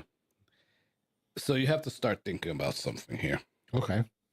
And I'm only putting this out here because... Don't hurt me. Because it is going to hurt to do this, right, at the end. But out of everything that we tasted today, taking Sagamore out of it. Yeah. So we got the marzipan thing, Jack 10, Evan Williams, and whatever we're going to still keep drinking. Yep. We're going to have to number them. Okay. Best to worst, or worst to best. Yeah. No, that's good. So just getting you ready for that. No, I appreciate it. Because if you sprung that on me on the end, I'd be like, ooh. So no, that's good. Well, I'm taking a mental note. And as of right now. Yeah. I'm taking a mental note and I'm like, okay, this is going to be difficult. It is. It is. I mean, I kind of have in my mind where I think they fall already, but. I do too. Thus far. I do too. And we're not putting, by the way, we're not putting price into it. This is just fairly all on. Just how enjoyable it is. Yep. Yes. Just the taste. No agree. Pricing involved. For all we care, they're all the same price. I agree. I think that's the way to do it. Yep. Evan Williams, 1783 Heroes 2023 is so good. It was $18 on me. So Dave, you're right. I have that Heroes 2023. I haven't tasted the 2024 yet, but I have the 23, and that is really freaking good, dude. It's really good. And it was like 20 something, but at 18, it's awesome. But I think I got that at like 20 something bucks. And it was good, dude. It's a nice, like, have you tasted that one? I don't think I've tried the Heroes yet, actually. I mean, I could bring it next time, but Sweet. It's such a great one to have like on a summer day. Yeah. Because it's like lower proof. It's like 90 or something like that, whatever it is. But it's just very enjoyable. Like when you're like on a hot day or in the pool. I know. And you know, I struggle with bourbon sometimes in the summer. I tend to definitely lean more towards scotch and rum in the summer. I noticed. Yeah. I heard you last summer with all the rum. Yeah. Drinks. Well, Your tiki drinks. That entire shelf right there it's double stacked. It's all rum. Do you have your brandy handy? Oh, the Spanish one? Yes. If not, that's fine. Yes, it might be in that back corner there. On the rum shelf. Oh wait. I just got a new bottle. Literally. Well, it's the one that I tasted the other day. Yeah, it's I bought. It's the Mendoza. Yeah, I don't see it there, but that's fine. But Jason put me on to brandy. Might be down there. Jason just put me on to brandy, and last time I came, he was sipping on something, and I'm like, "Oh, what is that?" It's a brandy. He gives me a taste, and this thing is freaking amazing. It'll put most of the cognacs to shame. Dude, it was really good. It is really good. So I was on Big Vic's live stream, and I think it was damn. I think it was Jay. Was it J Mac? Somebody on there was like, "Oh, I have a brandy in here." It was like a very aged brandy, and Big Vic took out a brandy. Yeah. And everybody on the live took out a brandy, and I'm I've never tasted brandy. Like, what is? And so they're like schooling me on brandy. And I'm like, oh, okay, maybe I'll give it a try one time. So when you pulled that bottle out, I was like, okay, let me taste this. Dude, it was really freaking good. It's the Taurus is also Spanish brandy, so you get into like the Taurus 10, the Taurus 15, and they're pretty good too. But that Mendoza is. Now you got me wondering where the hell the bottle is. It's already all drink. No, I just got a new one. No, that's a regular bottle kill for me, honestly. So, because it's so easy. I also had to ask because you had a pink or a red box. When I bought mine at ABC, they had a white box. So do they change the colors of their box? No, they're white. No, because I took a picture of a red box. That was something different. You got a photo of then. No, dude, it was that. No. Yeah. Come on. I'm serious. Maybe they changed it. It was you know where you can get that dirt cheap right now? What? Sam's Club. Oh, I didn't know they had it. $33 a bottle. Oh shit. No shit. I think I bought mine. Yeah, I think it was like 38 or ABC. Yeah. Yeah. Which is still a good price for it. Yeah, it's not bad. And now Total Wine carries it too. Because they didn't before, but now they do. But I'm sure Total Wine has it for more money. No, they have it actually for less. I think they're like 36 or 35. Oh crap! All right, so that's my bottle. Yeah. And then that was yours, purple. There's something. It was either lights or something. That's what it is. It's a white box. Oh, okay. So yeah, I'm at ABC, and I don't think people could see this for the day. I'm at ABC looking for this box. Yeah. And I'm like, there's no pink box. I'm like, what the? Where is this crap? And that's funny. And I'm like, what the hell? So then put it back. So then the lady points me to this, and I'm like, is this the right one? So I show her the picture. She's like, no, that's the right one. Yeah. I'm like, oh, okay. So, but yeah, maybe it was the lights or something. Yeah. But yeah, I don't know. It's a good bottle. It is really good. It's an easy sipper. It's very flavorful. Yeah. But I like cognacs and I like brandies too, so. Yeah. I don't think I've had that much cognac and brandy. Other than, so. That 1738 up there is really good. So what is Hennessy? Cognac. Okay. And what is, no, I think that's more. Remy is cognac too. No. Hypnotic? Oh, Hypnotic. What is that? I didn't know the name too. Is that a what's Cavassier? Cavassier? That's cognac. Cognac? Yeah. So Hypnotic is not cognac? It might be. Oh, let me see. I can look it up here, dude. Oh, it's all right. I got it. So I'm from the school of, you used to go to the bar and you used to order an Incredible Hulk, which was Hennessy and Hypnotic put together. It's HP. What is HP? I think.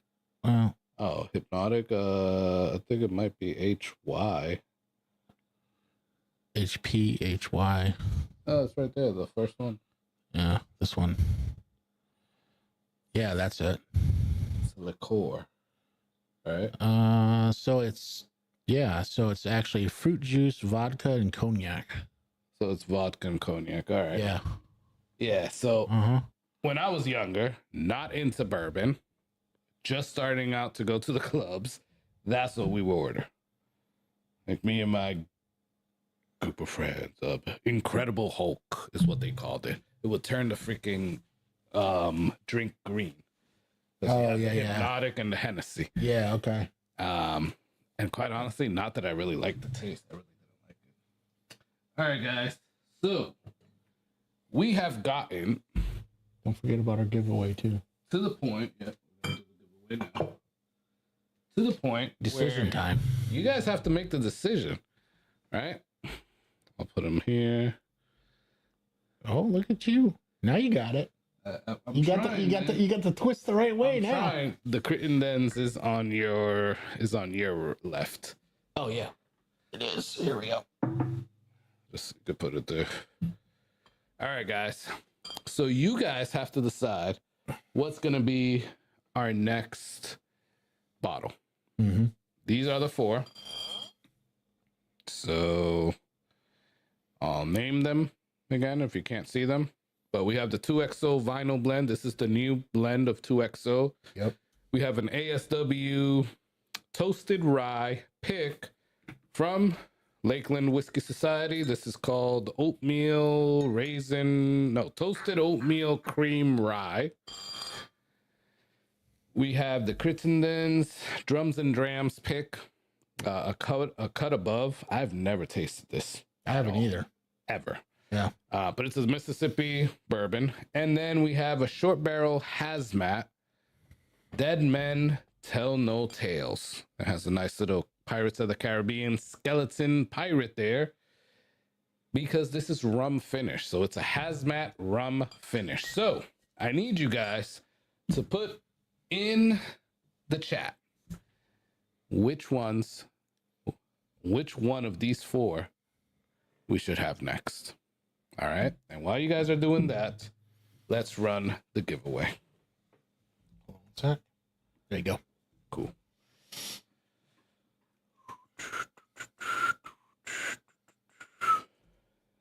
All right. Share screen.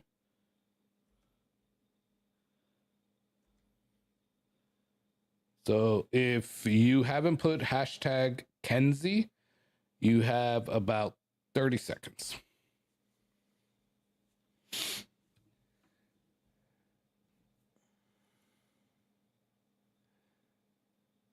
All right. I only see 16.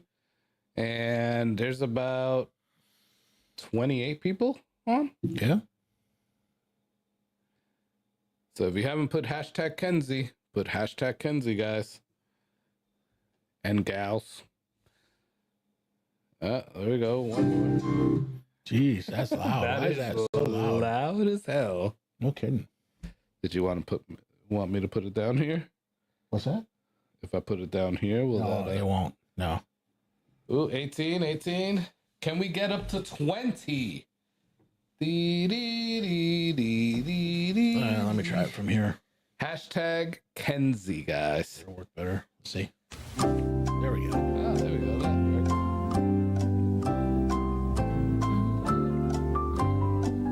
I don't think they can see us. I think they're just seeing the screen. Oh no, they might see us on the far left. Oh, maybe, yeah.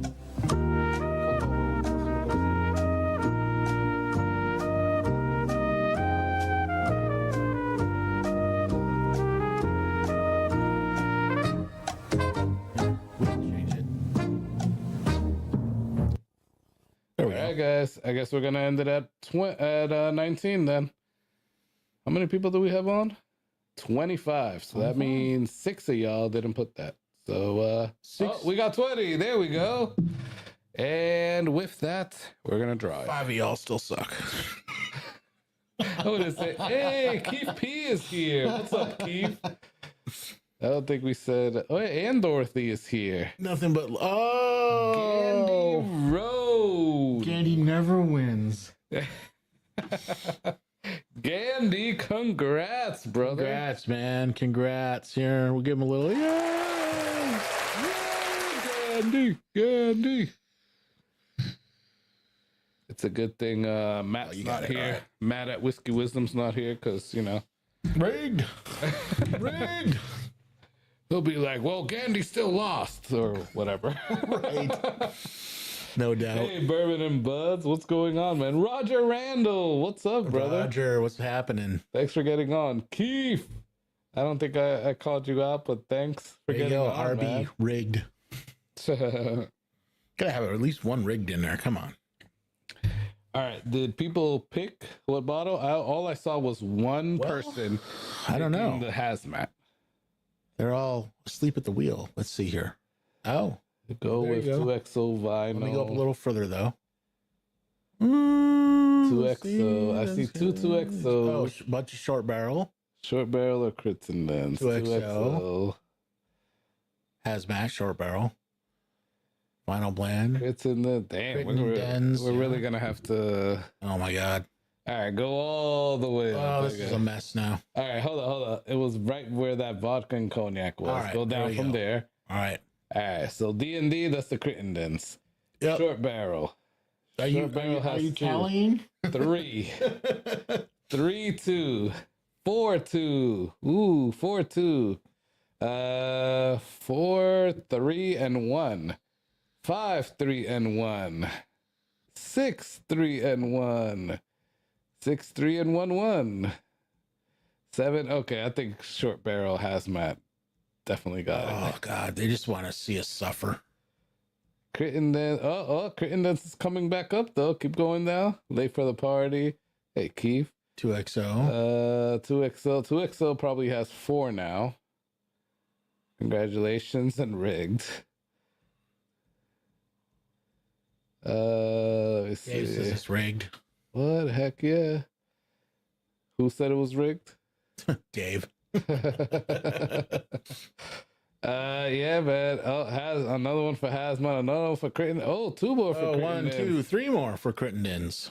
3. Oh, another one for Crittendens. Oh, damn. I think we're a Malort. No, Josh. We are not doing Malort. Hazmat. Oh, I was about to say Crittenden. Oh, that's it. Hazmat.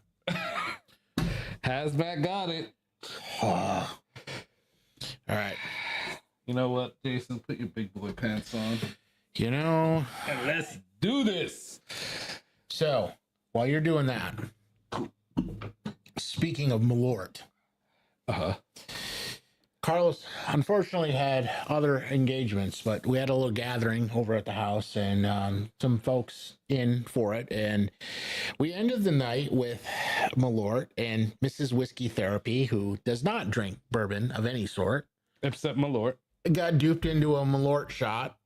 And it was awful for her. She's still scarred for life by it now. But a mutual friend of Carlos and mine, Dave, he wears it like a badge of honor. Like he takes Malort everywhere he goes. He has a Malort ugly sweater. Yes. So he said, "Hey, Jason, you bartend, you make cocktails so much. Why don't you break out some kind of a Malort cocktail?" And I said, "All right, fine. Let's do this." So I did a Malort smoked old fashioned, like legit old fashioned, made with Malort. It was slightly better than just Malort, but not much. Okay. Dave's like, "It's the best thing ever," and I'm like, yeah, "No, it's not." But wow. Yeah. So I don't know if it's been done before. And then Mrs. Whiskey Therapy was just was talking to her earlier. She's traveling right now, and she goes, "You know, they're releasing Malort hard candy. It's on a 4-week back order right now. Wow. Like you can't even get it." But I will say, Malort is very crappy? They do What? No, but they do their marketing very well. They do. They know it's horrible. and they wear it kind of like Dave as a badge of honor. Yeah, they lean into that for sure. Oh hell yeah. Yeah. They like their marketing is on point. It's just so after we made the Malort Old Fashioned, we were just screwing around. So we were sitting here in the whiskey room. I threw some YouTube up on the thing. We were just messing around, and we got somehow into Malort videos. And there was this guy that was making Malort sausage. Oh yeah, it was just. How the hell do you make Malort sausage? So he literally used Malort in the sausage mix when he ground everything up and then cooked it, and he was doing like different Malort things. And I think he described it best. At one point, his description of it was, it tastes like gasoline and toenails. Oh my god, that's horrible. It was pretty funny. Why would you do that though? Well, that's what we were wondering. I mean, this guy was like crazy, the stuff he was doing with it. We're like, no, why would you do that? Yeah, that's horrible, dude. It was a good time though. It was a fun way to end the night for sure. So does Malort have a barrel proof, or is that I don't think so. So that's what everybody keeps saying. Like they should have a barrel proof, but to my knowledge, I don't think they have. I mean, well, maybe, I don't know if I'm getting that one confused with Fireball, because I know Fireball has like a a special. Oh no, it's like a small batch or some crap like that. That's Fireball's not like at least regular Fireball. Tolerable. Malort is just. Ugh. I mean, it depends, dude. Because so nasty. Oh yeah, Malort is nasty, dude. It's just that aftertaste. It's just like, good Lord. Hey Siri, does Malort have a barrel proof? Oh, Gandhi says they do. Yeah, I thought I saw that. I have never seen it. Honestly. I thought I saw that. That would be fun to just have. I think Dave brought that to. Did he really? Yeah, I think Dave brought that to a bottle share before. Because I know the Fireball has their small batch or whatever. Yeah, Gandhi says it's better. Oops, Gandhi says it's better than their regular. Well, I think anything is better than a regular, but you know. Yeah. I think I've tasted their barrel proof, because I think Dave says that it's rough. That it's barrel aged. Oh, barrel aged. Okay. There you go. That's what Gandhi said too. Yeah, you're right. Yeah, Malort barrel aged, and Dave said that it's allocated. Oh, Gandhi says so. It has the same flavor, but not the aftertaste. Well, I don't know if the flavor was anything to write home about either, but. It's allocated, but you could, you know what, Jason, you can get a ship, dude. Okay. If you want, I'll get a ship. I'll get a ship to your house. It's only $35. I would love to get some of the hard candy for Dave though, because that would just be he would be a menace with it. No, dude, we gotta get him a shirt, like a little t-shirt. Oh yeah. All right, so guys, let's pop this thing. So you guys picked it. Dead Men camera guy. Yeah, I got it. Sorry. Dead Men Tell No Lies. This is a rum. Oh, well, first off, this is an American straight whiskey. It's not even a bourbon. It's an American straight whiskey finished in rum barrels. Hazmat. Yep. Because it is 141 proof. Oh. Dead Men Tell No Lies. I need some water before this thing. Yeah. Oof. All right, let's pop this bad boy. Mm-hmm. That was a good pop. Mm-hmm. This time I'll take it. I'll take the neck pour since you complained last time. Well, you know, that's what I do. Yeah, I saw. Gotta, bitch out on you once in a while. There you go, man. Thank you, sir.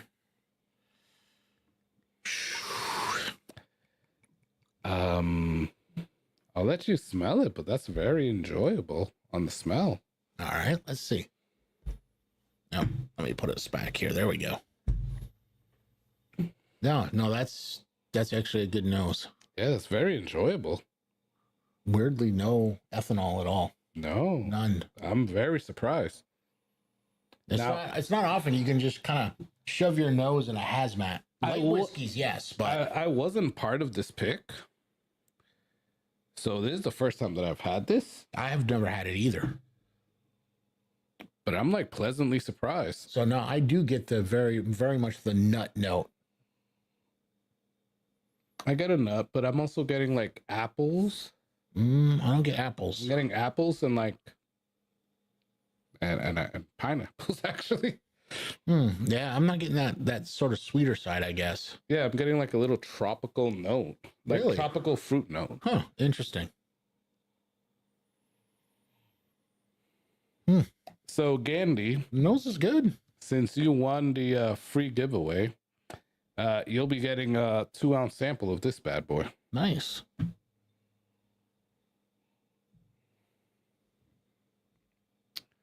And let's see if Gandhi tells no lies. Wow. All right. I love that sticker though, by the way. That's a good tater sticker. Yeah, that really is. So I really like the nose on this. yeah, I do. I really do. I really do as well. Now, it's, you know how and you probably name it something else, right? Okay. I lived in Boston. I grew up in Boston. Boston. Boston. Where we're wicked smart. Pizza. We're wicked smart. But I had my sister's ex-husband. Right. He was from New York. Mhm. So he was like a big brother to me. He used to take me up to New York Like all the time. New York, or like upstate New York. Oh no, New York. Okay, He lived all in right. Washington Heights. Oh shit. Okay. So Washington Heights is the Dominican borough, I guess, if you want to call it, no, that's accurate. neighborhood. They had something there called the Nutcracker. Hmm. The Nutcracker was basically passion fruit juice with every freaking alcohol that you can think of poured into it. And you get it in like bathtub punch. yeah, and Yeah. you get it in a styrofoam cup like this freaking big, Yeah. Mm-hmm. covered with a straw in it. Yeah. And it was $5 on the streets Yeah. of Washington Yeah. Heights. Right? Okay. Right. It was so deceiving because it tasted so good. But you drink that whole cup and you're out. You're freaking out. That's why they call it the Nutcracker. So the reason I'm bringing that up is because this smells so good that I think it's going to be very deceiving when we go and drink it. So I've been trying to place it as you were talking about that. I think I finally figured out what I was trying to, I guess, not literally put my finger on my nose on, I guess. So I don't get the tropical that you get, but you know what I am getting is banana bread. I could see banana bread. Yeah. I could see banana bread. Yeah. You're right. I'm definitely getting banana bread out of it. I could see banana bread. Again. Well, I was actually getting He's like- something here. Dude, I'm trying to get lint off. Come on, man. But yeah, I didn't know. Sorry. All good. Yeah, I could see banana bread. I like the nose though. Dude, at our old house, Yeah. South Florida. South Florida, Okay. we had this older lady. Mm-hmm. She was like, her kids were all grown up, and her name was Diane. Shout out to Diane, which obviously she's not watching this, but she used to bring us freaking food all the time. She was Oh, like a nice. grandma, like that Oh, that's grandma cool, that yeah. was like amazing. Yeah. And yeah, dude, yeah. she would go out to her backyard and cut her own palm trees, like mow her lawn. And I'm always like, Diane, do you need help? Yeah, And she's right. like, nope, I got this. Wow. Wow. So she used to bring us the best freaking banana nut bread Mhm. I have ever freaking tasted. Nice. It was amazing. Nice. So much that when we go back down to South Florida, I'm like, hey, I tell my wife, I'm like, have you reached out to Diane to see if she made any banana nut bread? That thing is amazing. Not that I need any, but Yeah, you know. well, I hear you, but So I'm getting honey as well. I'm still amazed. I'm still amazed there's no ethanol. This is gonna sound really weird as a note, but I'm getting apple core. Really? Yes. You know when you bite too deep into an apple and you get that core taste? Yeah. I'm getting a little bit of that on the smell. Interesting. I'm going to go in for it. All right, man. Let's do it. Matt, what's up, man? Thanks for getting on, brother. We're going to see if this is going to hurt. Wisdom. Yeah. So we're drinking Hazmat Short Barrel American Straight Whiskey finished in rum barrels, 141 proof. Dead men tell no lies. Hopefully we don't become one of those dead men. Cheers. Cheers.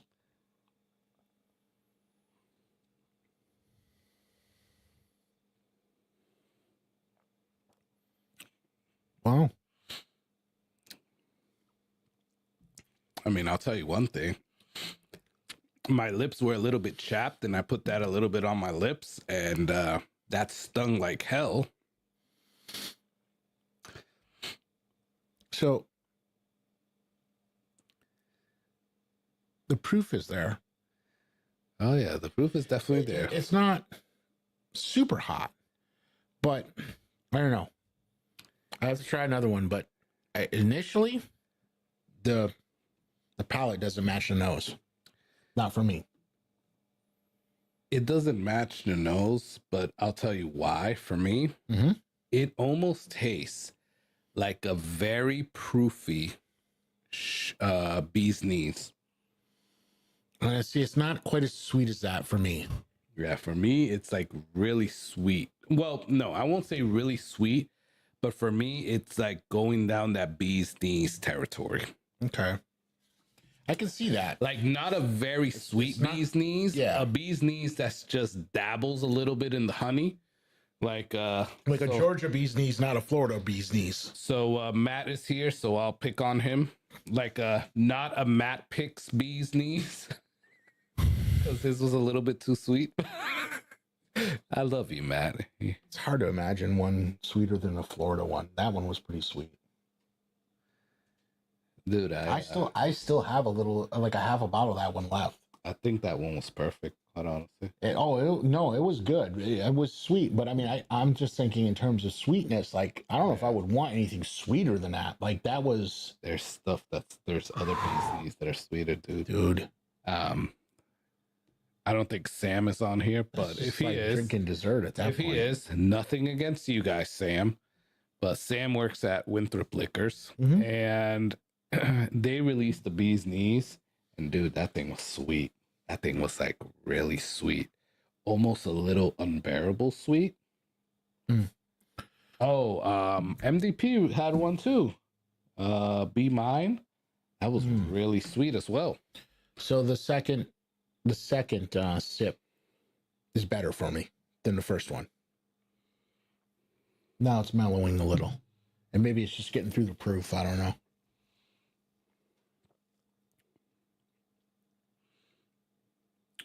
Dude, I freaking love this.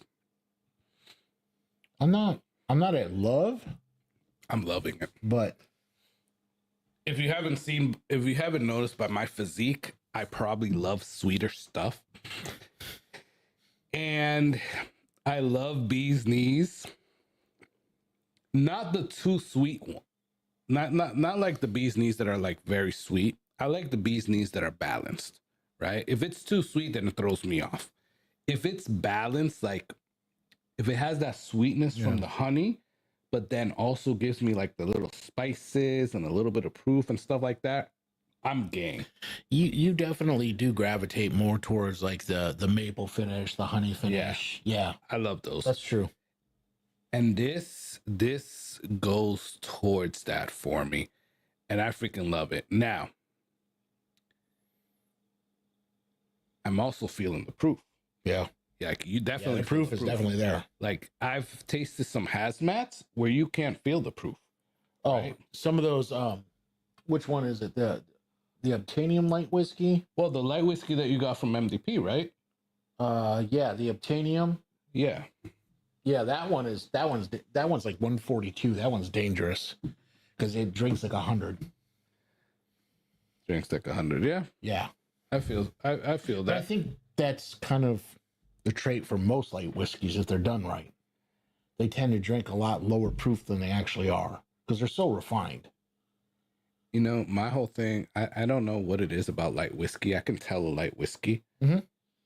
And that one doesn't taste like a light whiskey to me.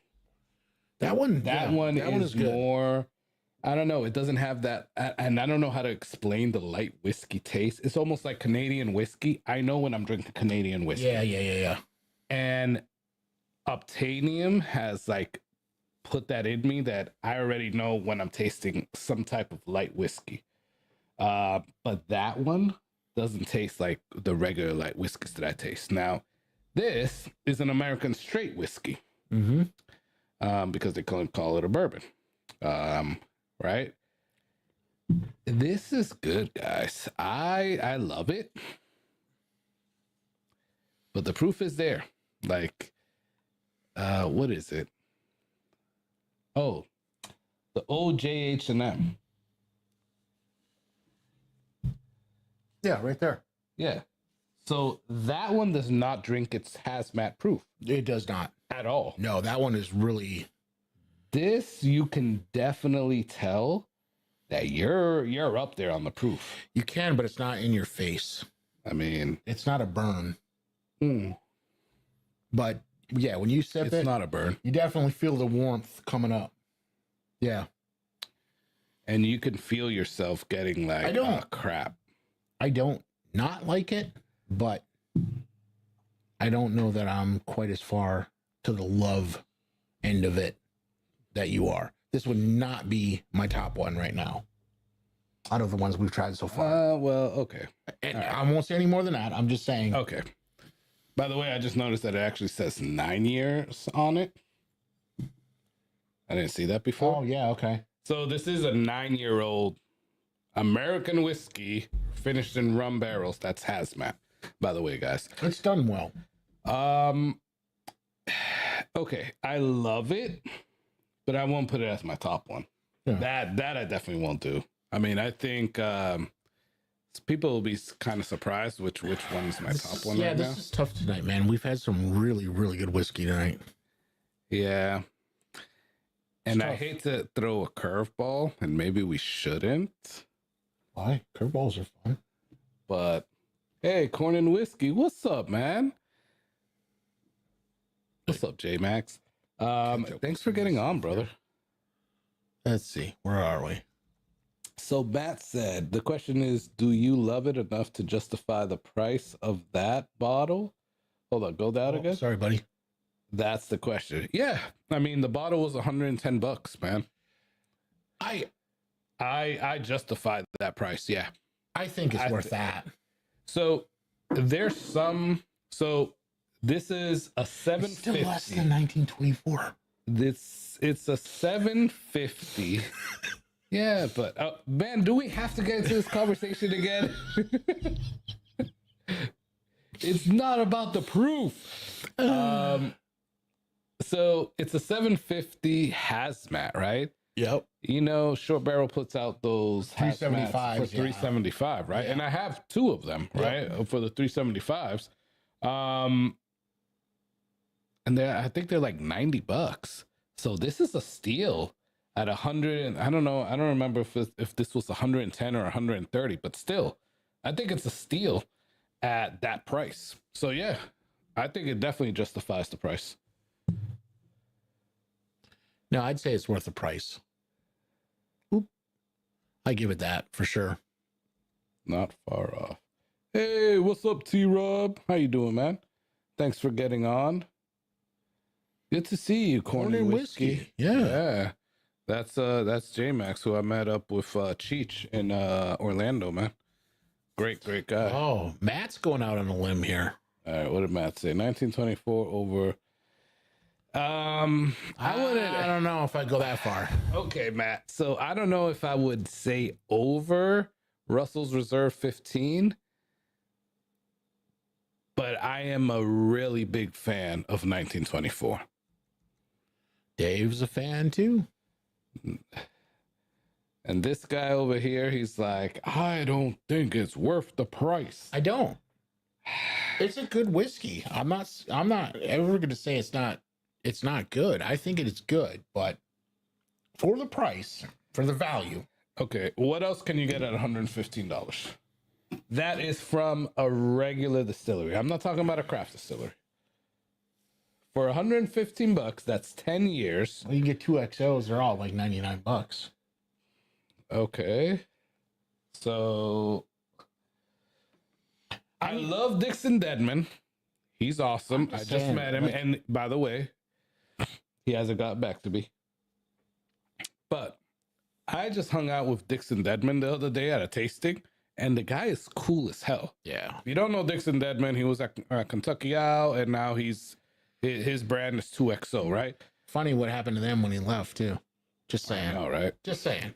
Coincidence, right? Yeah, and now 2XO is still going, right? Yeah. Yeah. But he's going to be on the show, guys. He, in person, he freaking told me, he's like, I would love to be on your live stream. Yeah. So we're just trying to get some days locked down, locked down. But that's going to be pretty cool. All right. So I was bummed I had missed that. Yeah. With that said, there are some 2XO blends that I don't particularly like. I would agree. But there are some I really like Innkeeper. I think I like Phoenix blend better. I still like Innkeeper was good. I like Innkeeper. I didn't like Tribute blend. No, I didn't like Tribute either. And quite honestly, the what was the one before Vinyl? It was Kiowa. Yeah. The one with the palm tree, Kiowa blend. Yeah. I thought that was pretty good. I liked it. Yeah, I did too. But all right, so I tasted the Vinyl blend. I didn't pop this bottle, but I was at this tasting where they put the Vinyl blend right next to the Kiowa blend. Yeah. And Vinyl blend was so much better, dude. Really? So much better. Wow. Okay. And I do like Kiowa blend. But Vinyl blend was on freaking point. And then you know what they did? I put out a video. I put out 2 videos reviewing their cheaper offerings, the American Oak, and then the French Oak. Yep. And in both videos, I said that I like both of them. I do too. Until you pair them up against each other. Really? Yes. So the room was split between some people liking American Oak better and some people liking French Oak better. And he literally said that the only difference is how long they age it in French Oak versus how long they age it in American Oak. And I do tend to like the French Oak better. I thought I did as well.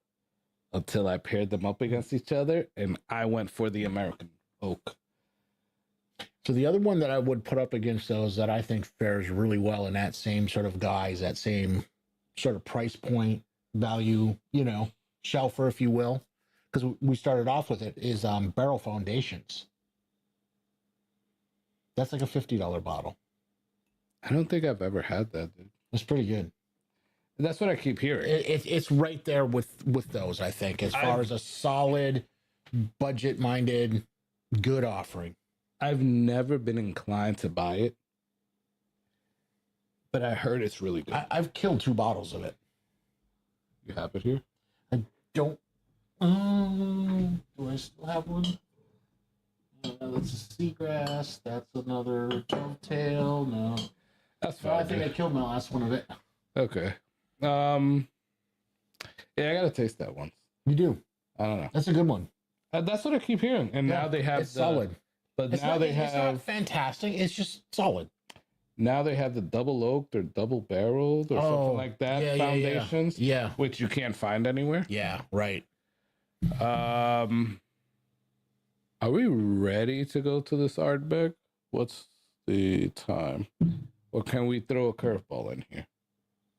What is the time? 11:13? 11:13. We got enough to do 2 if you want to do 2. We're going to throw one more in. Because once the Ardbeg comes into the picture, it's done. Yeah. Let's go with this, dude. So I'm actually curious to try that one. All right, guys. And I know you gave me some of your notes ahead of time. Yes. Well, it's very... Here. The cool thing... There you go. The cool thing is that the the Lakeland Whiskey Society, they put the sticker on there, and at the tasting, they gave you these cookies. Why would you not? They're like one of the best treats ever made. Yeah, but then while you're drinking it, you're tasting the cookie. Yeah. And it's like, I don't know if it was a freaking like power of perception or if it really tasted like the freaking cookie. But it could have been your mind playing with you. Have you been down to that whiskey bar restaurant down there yet in Lakeland? No. Which one? Is it Perception? I gotta look it up. Hold on.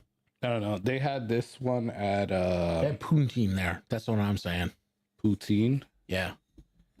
What is poutine? So it's Canadian. It's basically gravy and cheese fries. Oh, okay. I think I've had that before. Grillsmith here used to do it all the time, and they don't anymore. Oh, we're gonna pop this bad boy. So do shout out to the Lakeland Whiskey Society. So if you guys don't know, I'm a brand ambassador for ASW. So the reason I'm telling you guys that is because I don't want you to think that I'm just hyping this up just because I'm a brand ambassador for ASW. I did the tasting over there in Lakeland, but I'm not gonna tell you that I like something if I really don't like it, right? Even if it's ASW, I don't give two craps, right? If I don't like something, I'll tell you I don't like something. And you guys know how I feel about rye. But this was pretty good.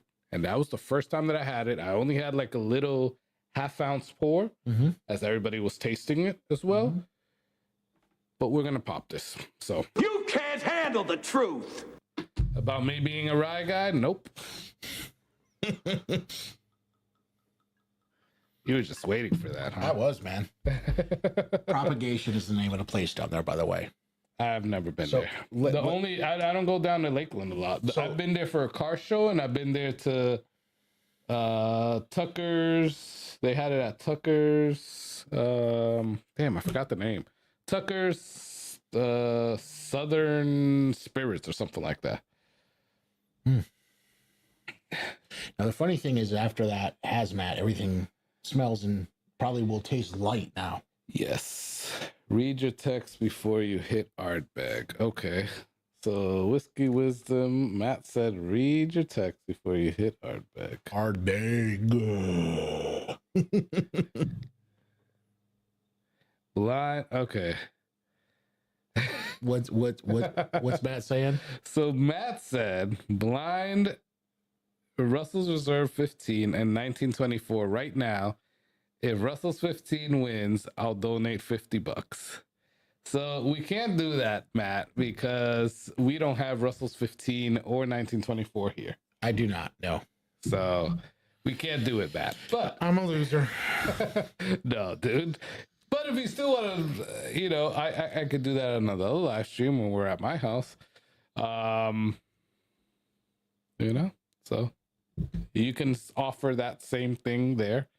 But no, and now I'm curious to do that because Russell's 15 is like what, 117 proof? Yes, I think so. I think that's right. So you could definitely tell which one Russell's 15 is versus 1924. So at that point, you're more inclined to go with the one that you like better. No? The deal stands. Let me know when you do it. Okay, cool. So Matt is gonna donate $50 whenever we do that, man. Nice. Maybe we do that on the next slide. There you go. 2XO gem is not worth 200. No, I agree with that. Yeah. I totally agree with it. So for this tasting with Dixon Denman, they pulled out a 2XO gem of Kentucky as well. Yeah. And I think it was like barrel like 154. And I've heard Dixon Denman talking about some barrels in the past, and he says that anything under 50 is his favorite barrels. I'm assuming they were only able to get the barrel 154 or whatever, because that's the only bottle they had. And it was okay, but it wasn't worth $200. Did you already taste it? Nope. All right. So first off, do you smell like that toasted oatmeal on the nose? Yeah. You really do, right? Yeah. Like you. I'm not definitely getting get as much that. as the cream part of the. No, cream not pie? the cream, but you get the like oatmeal type Oh, of notes. yeah. Right. Yeah. Yeah, it's very like grain forward, but in a good way. Well, but I don't even get too many grains. Like I get the rye grain, but I don't get too many grains. I get like Yeah, I but definitely get that oatmeal. Oatmeal's like a grain. Yeah, It's grainish. yeah. I get that oatmeal cookie smell or taste in the smell. It smells good. I like it. All right, cheers, y'all. All right, man. Cheers to you too.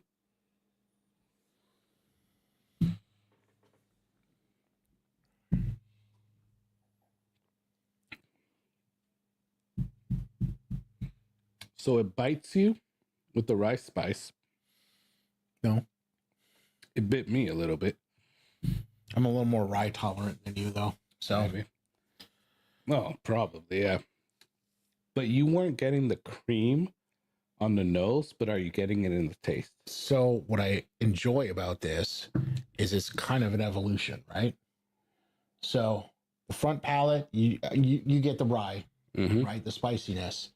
Then it kind of backs off through the mid palate, and you start to get a little bit of a sweeter note. And then for me, on the finish is where I'm picking up the cream. Yeah. Right. Yep. Yeah. Exactly the same way. Yeah. I saw it. Mm-hmm. That's enjoyable. It's good, dude. It is good. I didn't think I would like a rye as much as I like this one. And then really, so on the finish for me, I get the cream, but then you get that real toasted comes back. Yep. That's interesting. I like whiskeys that do that, where you really get sort of the three distinct sort of little phases. You know what I mean? Dude, that thing was really good. That's like the pick you guys did, the single malt, the Westward the whiskey. chocolate yeah, that is very much. That's probably one of the ones that I've had that is the most distinct on like front, mid, and back palate. Like it is just they're totally different flavors as it goes through. Yeah. And I enjoy that. That's not a novice whiskey for sure. Yes and no, right? Yeah, I think to really enjoy it, you have to be a real whiskey guy, because I don't think you'd pick up on those nuances otherwise. No, but if you're into like the chocolatey end of like the single malts, Yeah. right? So going back to this tasting at ASW, Mhm. they did 6 bourbons.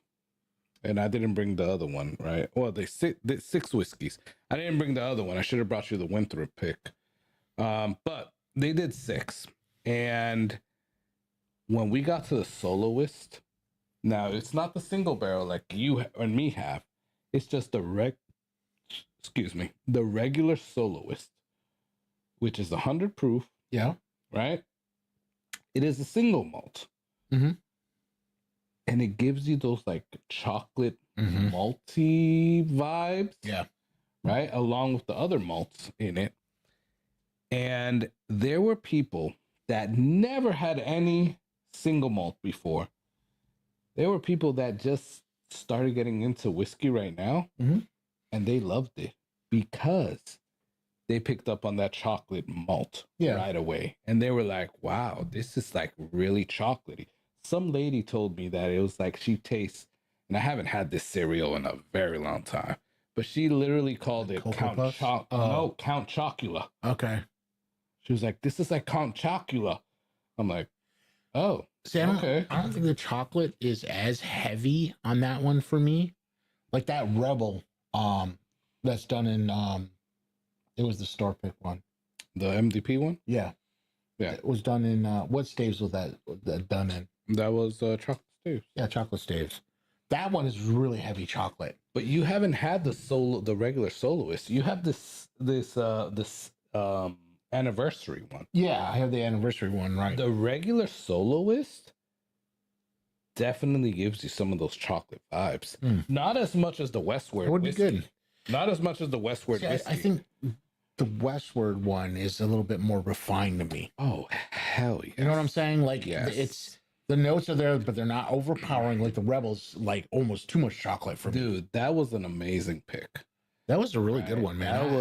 I really enjoyed that. Was amazing. And quite honestly, that is still my favorite. And the other one that was more cherry, it was like it was good, but it was like it was all right. But it's growing more and more on me. Right? Mhm. Want to scroll down on the Yep. comments? What was I gonna tell you? By the way, guys, poordecisions.club. We still have some short barrels available. So go on there, poordecisions.club. You get the Matt pick and the Sean pick, and you get to have the best of both worlds, 375 bottles, and you get to have 2 different types of short barrel bee's knees. So I'm still rather fond of the you got it for my birthday for me last year. The rye. Yeah, that was Sean's pick. I don't know. It's there, right? You're fine, man. Yeah, I think it's that one right there. Yeah, Sean's pick. That one for the proof? No. You would not think it was that proof ever. It's like 134, right? 135, yeah. Yeah. Uh-huh. Yeah, like Matt and Sean, they do an amazing job at Yeah, they picking. do. Dude, at short barrel. That one was Sean's pick. But I think I have a Matt's pick at my house. Okay. And it's still no, actually they picked it together. It was the same barrel. It's just that you get different Oh, is that what? Yeah, I thought there was something like stickers. that. Yeah, It's yeah, different yeah. stickers. Okay. But they picked it together. TV Yankee fan. It's Poor Decisions, and Poor is, do you want to put it in? POUR Yeah. decisions.club. And that's where you can get decisions.club. TV Yankee fan. That's where you can go and get our picks for the Poor Decisions Club. So basically, Poor Decisions is a club where we do single barrels, but it's a bunch of YouTubers. So it's myself, it's Matt at Whiskey Wisdom, it's Myron at Bourbon Drop, on the barrel now, Sean at Whiskey at Echoes of Eternity Bourbon, and Barrel Dave. I think I'm missing somebody. I think you are too. And good night, Dave. I will make sure Carlos gives me your contact info. Well, you need to tell me. You need to remind me. I do. Yeah, you do. Good Lord. Why would that be top of mind for me? Good. Well, I'm just saying. It needs to be top of mind for you, man. Come on, man. That's exactly what I'm saying. Come on, man. So yeah. It is Buffalo Trace. Okay. so poordecisions.club. Definitely go on there and look at the picks, but short barrel bee's knees, you can definitely get 2 375s, 2 different offerings, and if you mix them together, it's amazing. But you can see like the differences in the 2 of them if you taste them separately as well. All right. Are we ready for this art bag? Well, I'm ready. I don't know if you're ready. I'm ready, dude. Let's do it. Are we putting anybody on? We can. Are we bringing everybody on? I think for this one, we can bring people on. Yeah. It's the rug, man. I know, man. It's a process. You know what I mean? I get it. All right. Here we go. For those just joining us, this is the last of the pops we're doing tonight. And this is the Ardbeg Eureka. It's the 25th anniversary committee. Yeah. I'm excited for this one. And I know we don't have a ton of Scotch guys, but I'm excited for this one. So the reason this has to be the last one is because this peated is gonna blow out our palates. Like there's probably no going back to any bourbon. All right. After we get into pop this. here. Oh, That was probably the best pop. that was a good pop. That was probably the best. I'm going big glass for this one. I am too, and that's why I cleaned this one off. Mm-hmm. There we go.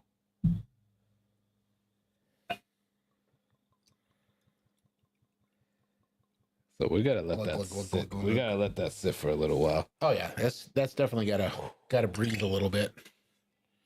Where's Yoda? Where's Yoda when you need him? Donald Rance. Oh Lord. Wow. Go down on the comments. Yes, sir. So guys, we did a crap load of whiskeys tonight, right? Thank you, Matt, for putting the poordecisions.club there. Oh, well, he did it more proper than me, but you know, Yeah. whatever, Matt. The Rye Guy, thank you for putting Baker Drinks. Yeah, Baker Drinks as well. Yeah.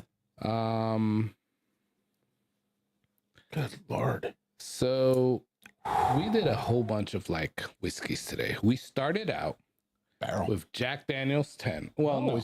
we started out with You're barrel. right. All right, so let's start from the beginning. I was talking about just the bottle pops. Oh, the pops, yeah. Okay. All right, so we started out with barrel bourbon, a Fred Minnick pick. It was their Marzipan Club pick. Yep. Right? Yep. So we started off with that. We went to a blind of Sagamore 8-year and a Sagamore 9. Yep. Right after that. Yep. Jason picked 8-year that he liked the best. Yep. I picked 9-year. They were still both good. Oh yeah. To both of us. Yeah. But he preferred the 8, I preferred the 9. Tonight I did, yeah. Yeah. Then we went into Jack Daniel's 10 batch 4. Yep. We then went to Evan Williams Kentucky Derby edition. Mm-hmm. That beautiful pink bottle. With the plastic pin. Hey man. Hey man. Don't talk about my pink bottle like so that. Then you guys picked the Short Barrel Hazmat. Short Barrel Hazmat, yeah. American Straight Whiskey, aged 9 years. Mm-hmm. Then finished in rum barrels. 141 proof, right? We pulled out a curveball and we tasted the ASW Toasted Rye, the Lakeland Whiskey Society, oatmeal Cream rye. cream rye. Yes. Yep. That was really good. Mm-hmm. And now we're going to this. Totally different direction. Oh, yes. Full on curveball. Yeah. And that's why we left it for last because this is going to be, there's no way going back. We can't go back after this.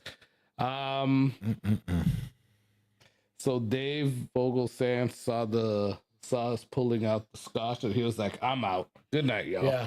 Yeah. So let us know who's a fan of scotch in here that's still here. We got 26 people, guys. Yeah. Who's a fan of scotch? Who dabbles in it? And it doesn't have to be the peated, although this one is peated. Oh, yeah. But who's just a fan of scotch? I know Matt is. Whiskey Wisdom. Pizza Warlord, I know you are as well. Yep. I believe, William Hall definitely is. All right. So what are you smelling here? You definitely got a crap load of peat. This campfire all day long, baby. I'm also getting like that mesquite barbecue. I always get like citrus too, like lemon. I was thinking oranges. Like an orange, that's like a peel, like an orange peel. Okay. But yeah, the citrus is definitely there. Oh, yeah. So let's see. Designed by committee, sort of. Can I So I don't know what the difference is, right? Mm-hmm. But this reminds me of the salt and sea brine Mm-hmm. that you get from like a Talisker 10. So they say by skillfully combining PX sherry cask with roasted malt spirit matured in bourbon casks. Oh, so James Morgan just put it was a club pick from committee members at Eureka, a PX and bourbon cask, and yes, I'm a fan. So the notes on this are salted crispy seaweed and sweet cinnamon jostle with dark chocolate, coated raisins, and burning embers. Can you shove any more crap into this bottle? Gandy Road likes scotch. Mike Brock said, hell no, I'm out of here. And we dropped down to 18 people. Wow. Damn. Come on, guys. James Morgan loves it as well.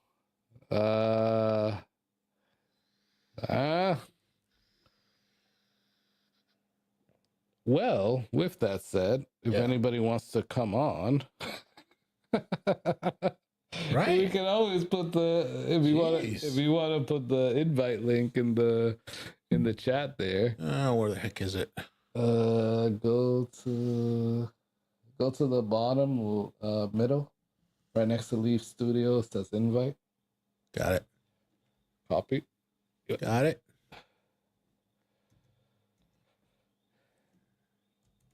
Now we are going to finish in about 25 minutes though, guys. So if you come on, it is going to be because I am at Jason's house and I still got to drive home. You do. Yes. Yes. Plus it's a work day and a school day tomorrow. It is, yes. My son is so excited. My younger son, he's going to Legoland. Oh, nice. With his like class. Yeah, class trip. Yeah. And we were just at Legoland for his birthday. Oh, that's where you went. Ago. Okay, cool. Well, we went to Orlando, but yeah. We went to the Gaylord Palms. Gaylord Palms, yeah. Mm-hmm. But he wanted to go to Legoland. So good boy. Legoland. Good boy. And he's so excited to go back with his. It's a cool place. Class. So tomorrow he has to be there at 8:00. Nice. Got to be there at 8. They're leaving at like 6:30. No, they have to be at the school at 8. Usually. I thought you meant Legoland at 8. I'm like, holy crap, that's like Legoland doesn't early. Open until 10. But normally he goes into school at 9:40, dude. Oh yeah, okay. Yeah, I forget he's younger. Yeah. Go get to bed. 5:30 comes early. Thanks, Carlos and Jason. And go for generosity. Oh, you're more than welcome, Gandy. Thank you, Gandy. Appreciate you, brother. Yes, sir. Roger Randall is there. And there's Roger. Yeah, there you go. All right, Roger, bringing you on, sir. You good? Thumbs up. Yeah, there we go. What's up, gentlemen? Roger. You know I had to jump on. I mean, yes. I'm a Carlos stalker. He doesn't know it. I follow behind him. He sees cars behind him. He thinks he's seeing things. No, I'm like 2 cars behind. Trying to find out where he's getting all those pics at. There you go. There you go. That's right. Track him down. Yeah. How you been, man? Good. We went to Bardstown last weekend in Kentucky Bourbon Trail, and nice. We had a really good time. Let's put it this way: I did not expect to pick up as much Weller as I did. Oh yeah. Yeah, we had John O's dropped a store pick of Antique 107.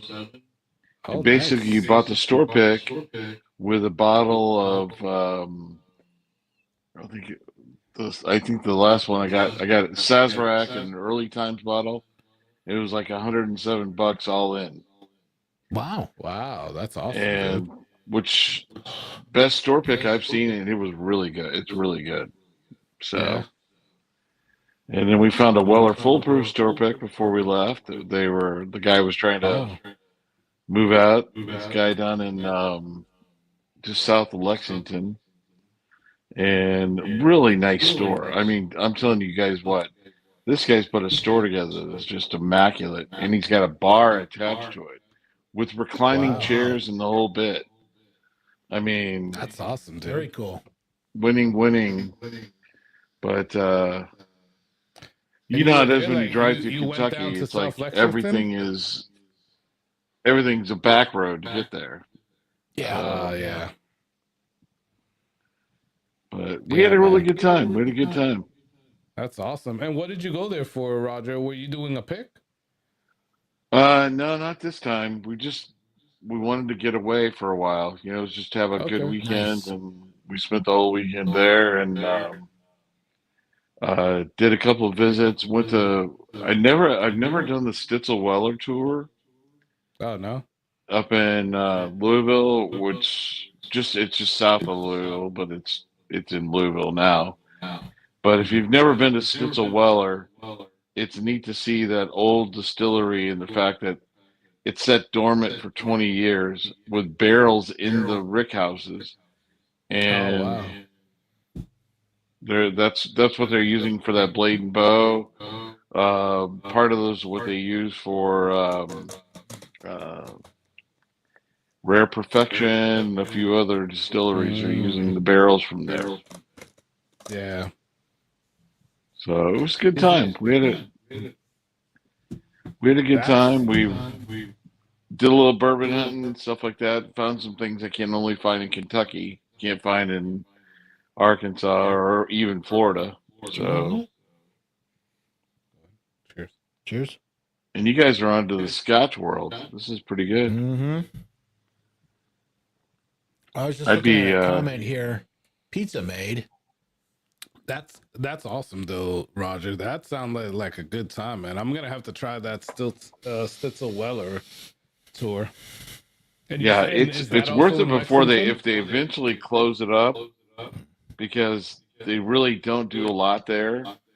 Most of what they do there is an experimental batch, and they're pulling barrels from the old brick houses and bottling those. But it's pretty Okay. cool. Yeah, that is cool, dude. So pizza. We're talking about the Ugadal. He says the Kilhoman Saneg crushed it. I have both. Hmm. I'm not sure. You have the Sane castring? Yes, I think it is the cask. Yeah. Hmm. I like Kilhoman. Kilhoman does I like a good. Kilhoman. Yeah, they do some good stuff. I don't know. Oogie's one of my favorites, though. I love Ugadal. Yeah. Although I finished my Ugadal and I haven't bought another one because you got me that Corey Vecran. Well, or Mrs. Whiskey Therapy got me the Corey Vecran. That's what I was gonna say. Is the Corey Vecran though? Yeah, so Yeah. I'm not gonna buy another Ardbeg until I finish that one. But I like Ardbeg, dude. I do. I mean, yeah, for like here it's like $85 for the Ugadal. I almost wore my Ardbeg Well, $95 jersey tonight, but then I figured we'd have like 5 subscribers or 5 viewers, instead of. Yeah, Scotch gets beat up pretty bad. I don't know why. Yeah, but, are you a I don't Scotch guy, Roger? I'm a lot of the unpeated stuff. Budenhaven's my favorite. You knew that. We've talked about that before. Budenhaven. And Yeah, I got the cast got the- strength Budenhaven, which is Yeah, phenomenal. I have the 12 regular and the cast strength. And they're If you both can really ever good. find it, that's the thing.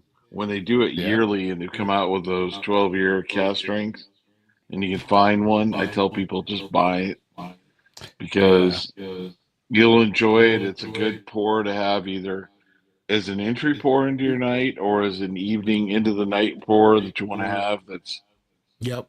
got a lot of flavor to it and will pick up your palate again. Yep. I redid the wall a bit, and actually, this level, that level, that level, those are all scotches. Not that anybody wants to hear that. And of course, what you can't see on camera is there's actually 2 more levels on my wall above what you can see in the frame. I've seen those pictures. I've seen those levels. I have, I have a fair amount of scotch, but I started as a scotch guy. I went from I scotch know. to bourbon. So when we all went to, we had if you ever go to Florida and you can have cocktails with these 2 gentlemen, It is well worth the time. I can tell you that. If you really want the experience, Thank you, Roger. come over here and I'll make you the craft made cocktails. There we and go. then I'll do that the next time we'll we come do it down. up. I Yes. promise you, Well, my next friend. time you come down, Roger, Yes, sir. we need to have you over, dude. You have a standing Yeah. invitation, my friend. You know I will. You know I will. Absolutely. Yeah, we're trying to do our own little thing here in Arkansas, Memphis, and those type things. We got a page we're putting together, and I think even Keith P invited you tonight. So we'll have to talk about that. Oh, on Discord? Discord, Facebook. We've got a web page. We've got a Facebook page going. We've got a YouTube page going. It's called The Bourbon Legends. The Bourbon Legends. I like Nice. that, Yeah. Roger. Yeah, dude. I like So we're picking up definitely- speed. We're picking up people. We were kind of surprised with our YouTube. We did one post on YouTube, and we've got 2,800 views on YouTube, which, Wow. and we've That's only got awesome, like dude. 20 subscribers. So No, you that's figure that out. phenomenal. Yeah. that's So crazy, dude. it's been fun. The Bourbon It'll be fun. Legends? The whole idea is just for our group to have another avenue to kind of get together and meet with people and stuff like that. And Mike Brock there with the hate things, but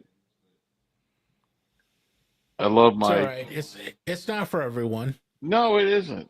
It is definitely not Mike's, but Mike's got some good bourbon stuff.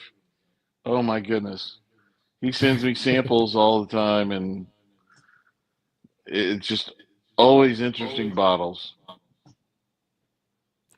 So is that But, you guys, Roger? Can you put the chat? Yep. Oh, Maybe. the I Bourbon don't know. Legends Yeah. YouTube page? Yeah. Yeah. All right. We're trying just to we're subscribe, picking man. up speed here. We've only started this about 2 or 3 weeks. We really started pushing everything. We got the web page set up. We got everything else set up, and the whole idea is just basically to get people together and talk with them and have another avenue, because there's a lot of different ones that have kind of fallen apart here over the last year, and we're all over the country. We've got people from California all the way to Maryland to all over the place that are part of the group, and we just started opening it up here this last month, and it's starting to take off. The Facebook pages, everything is. That's awesome, man. James talking about Rittenhouse Bottle and Bond Rye. That's a good one. I always have a bottle of that on the bar. That's a great one for mixing cocktails, actually. Well, I use that a lot. Well, if you scroll up a little bit, Yeah. Somebody asks, "What's a good rye to start off with?" And I would say that Rittenhouse is good as well. It is good, yeah. Yeah. But I would also say Sagamore is really great to start off with. It's a different kind of rye, though. It is a different type Yeah. of rye. But It's a Maryland good, rye. dude. Yeah, but it's really good. I mean, it also depends on what you're looking for the rye for. Is it a mixer or are you drinking it neat? Yeah. Oh. Hey, what's Because up, Big Vic? That will change which one I pick. Oh yeah. I still like Wild the Turkey- Sazerac ones. I mean, Sazerac is great for I any of my Louisiana drinks. So the Sazerac, Old Forester 100 proof rye. oh Old yeah, Forester 100 proof rye, That's a Wild good Turkey rye. 101 That's a rye, good- yeah. both good. And Yeah. Rare Breed is pretty good. Rare Breed rye. I have Rare Breed rye up there. I do like that Yeah. one a lot. That one's pretty good. Yeah, that one's good too. Overholt, yeah, Overholt's a good rye. Agreed. Angels Rye guy. Envy rye for beginners. No, I would disagree. So that's a little on the expensive side, but it's also a little sweeter, right? Because it's like finished. yeah. It's got a finish to it. It's a sherry finish. I don't know. I'm not a big fan of Angel's Envy. You know, I wasn't That's just me. rye guy. I wasn't a fan of that Overholt Monongahela. Monongahela. Monongahela. There you go. Nice, Roger. I wasn't a fan of that one, but I do like I like the old Overholt 10. I like the old Overholt 11. Yeah, I got old Overholt 10 up there somewhere. That one's good. I like that one. But I wasn't a fan of that one. And that one's a little like more better priced, I guess. Yeah, and then they got into that. You had gotten the one bottle, the Angel's Envy, the cask. What was it? It was a special finish cask one. It was just their cask strength bourbon. And it was not cheap. No, dude. No. That's probably the most. No, it's not the most that I spent on a bottle. But down here, the other distillery I struggle with, honestly, is St. Augustine. Oh yeah. I don't know. I haven't found one of theirs that I'm really into yet. Well, I like some of them. Like the port finish is good. Yeah. But is it $90 good? No. No. It's not. No. That's the whole thing. It's like I like what St. Augustine is trying to do. And I guess they're the only ones that are here in Florida that can actually say that they have okay whiskey. Because Florida whiskey sucks. Yeah, generally. Yeah. But yeah. I think They're trying. I know what you're talking about with them. They're trying. The problem is when you're a craft distiller, your price point is sometimes outside of what the range most people are willing to spend. Yeah. No, that's true. And That's true. to take a gamble on something. Yep. And you kind of catch yourself in that game. And that's the hard part about doing anything with bourbon or rye or anything. I mean, you look at they were doing a discussion with the folks at Wild Turkey the other day, and I didn't realize up until a few years ago they bought all their rye from a place in Maryland. Oh wow. Their rye whiskey that they were getting in, they're producing was all from, and they've been producing their own themselves.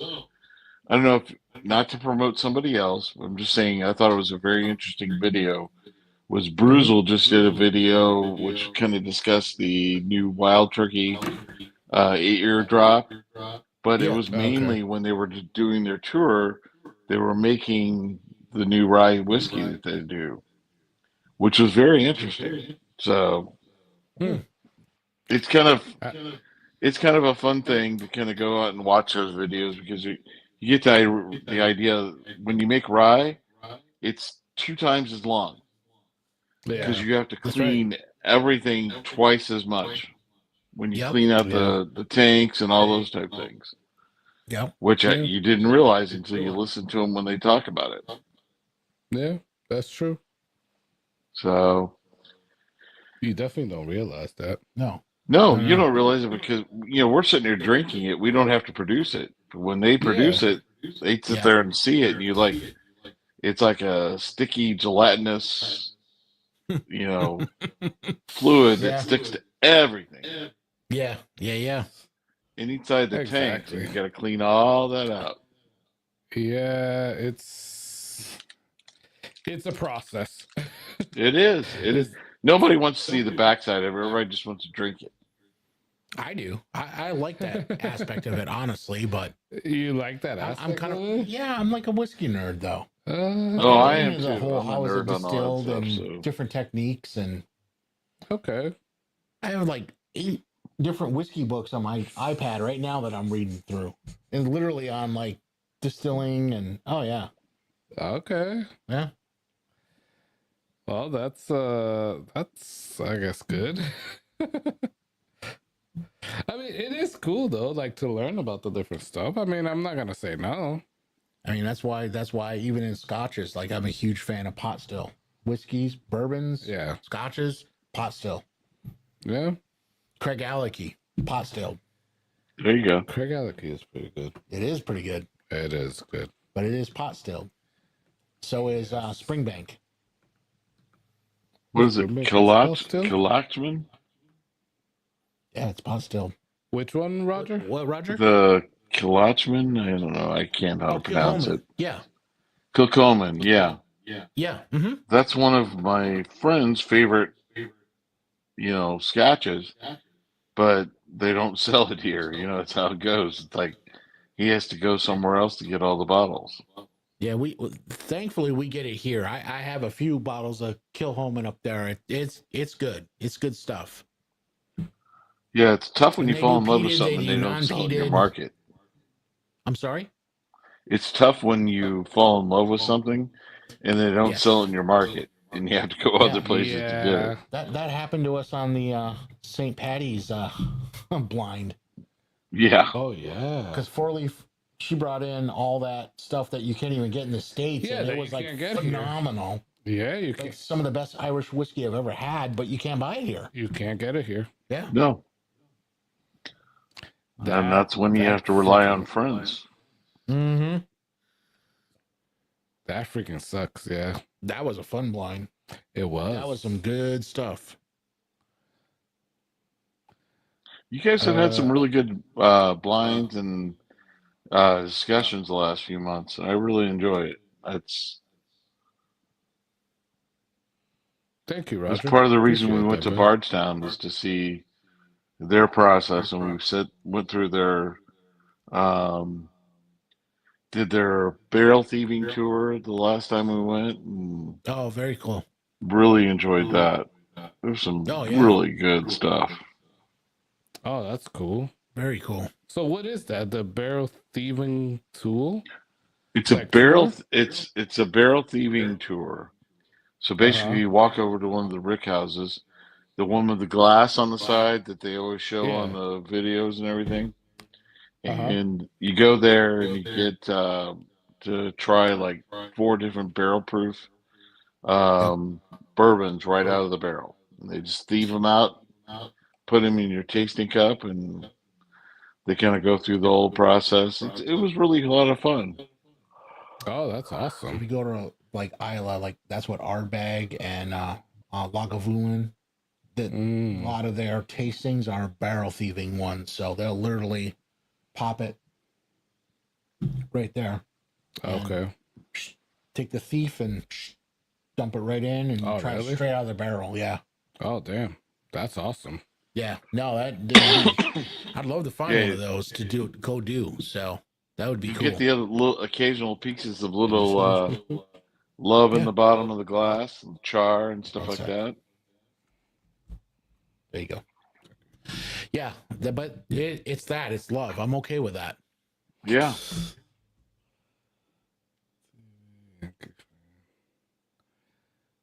So, guys, I'm going to do.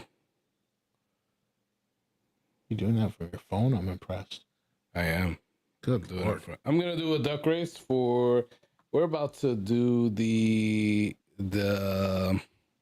I guess the giveaway. Yeah. Right. Yeah. This is for the 5 samples. Yeah.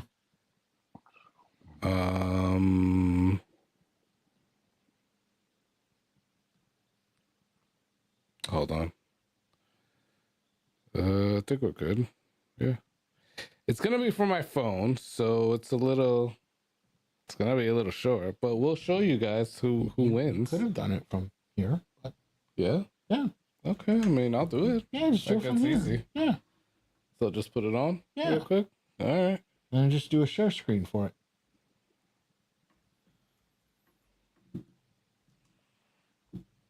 We have the technology, man. I see. We have the technology. Hey, Roger, what are you drinking on right now? I just finished up a glass of the K-Luke Toasted Barrel that I got one on my trip, which was really interesting. Yeah. Which batch, Roger? Batch Is 3. that the latest batch? Yeah, batch 3. Oh, okay, nice. And then I about half tempted to open up another bottle, but I'm not going to do it. It's too late at night. Yeah. We had a barrel picks we got down in Kentucky. Weller Foolproof and the Weller Antique. I wanted to open up one of those. I'll do that another night. I was surprised when we did our Weller blind the last time because I was pretty sure OWA was going to be my jam because it has been for a very long time. But I really hadn't had Foolproof. I hadn't been able to find it. And Carlos was gracious enough to give me a sample for it. And that actually ended up winning the blind for me, was the Foolproof. Yeah. Was it a regular bottle or a store pick?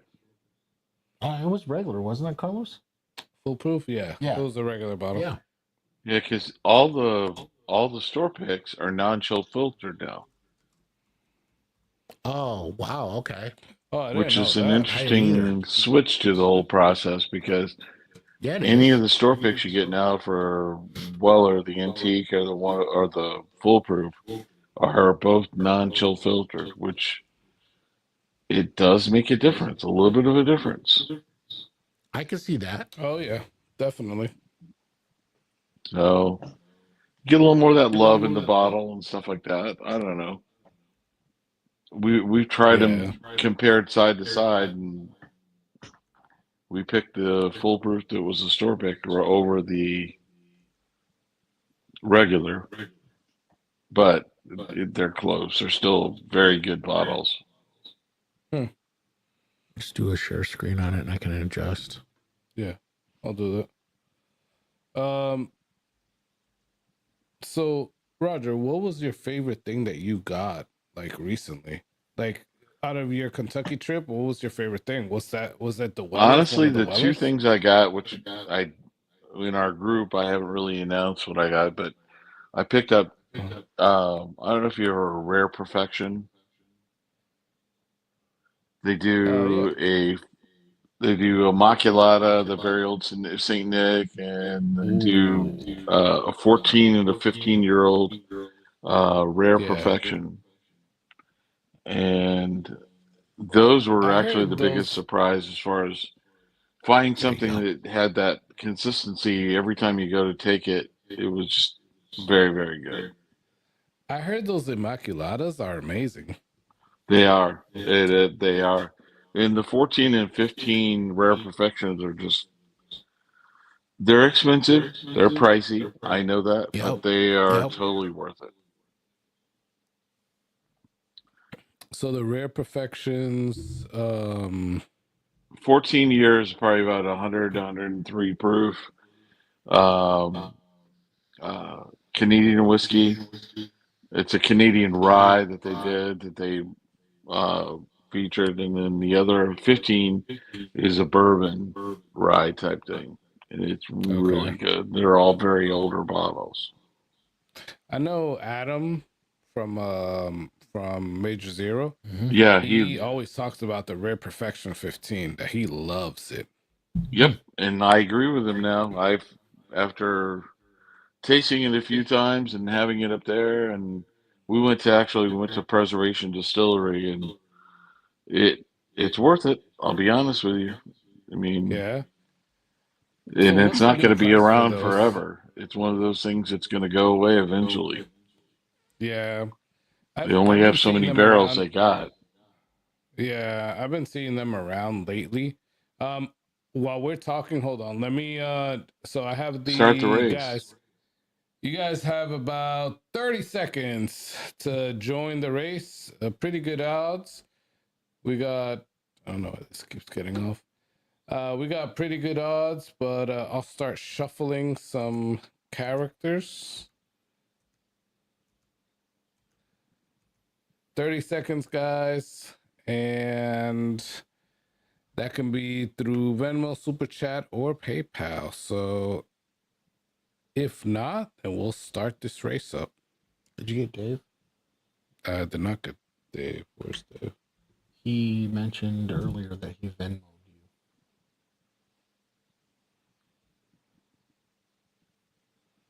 you. Okay. I got Keith, William, Tater Dom, and William Hines. Unless he's William Hines. I don't know who that is. I don't either. But And PayPal, nothing. And then in Super Chat, it's only TV Yankee fan. Yep. I mean, somebody else put like a $2 one, but it has to be $5 for it. So guys, let me know if I got everybody. If everybody's still here. Got William Hall, William Hines, Keith P, Tater Dom, TV Yankee fan, Tater Dom, William Hall, and William Hines. Nice. If I'm missing anybody, let me know. I'm pretty sure I know Again. Keith was in. He might be asleep by now because, you know, Yeah. being a fireman, he's got to get up in the morning. Yep. Exactly. Senior Dunny? No, well, Dorothy's still up, but she's saying they just opened their Immaculata. It was fabulous. Oh, she's awake. Okay, good. Yeah, she's awake. So maybe Keith P is also awake as well. Oh, Senor Dunny also. All right, so I gotta put Senor Dunny on there. Oh, that's a good guy there too. Yeah, Out of Denver. definitely. He's awesome. Yeah, he's awesome. So, Senor Dunny, I'm gonna email you tomorrow because I messed up on telling you that you won something. You did win on the last live stream, but the live stream before that, it actually wasn't you. It was somebody called J.R. Dunham, which I'm still haven't gotten an email from. Yeah, not confusing, like, right? Yeah. But it's like really close. So I was like, I think it's you, Senor Dunny. And it wasn't him. Oops. So I did send you what you won, Senor Dunny, on the last live stream. It was just the triple wasn't you. I owe Dunny some pics too, so yes. I'll have to send him something.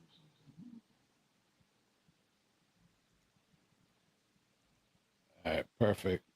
Yeah, man. Sorry I said that. I was meaning to send you an email and then work got involved, so I didn't send that yet. But I did send you the Weller line or the Weller samples. Let me know if you got those, by the way. All right, so I think I got everybody now. Everybody look at your names. List. William Hines, William Hall, Keith P, Tater Dom, TV Yankee fan, Senor Dunny. 1 minute and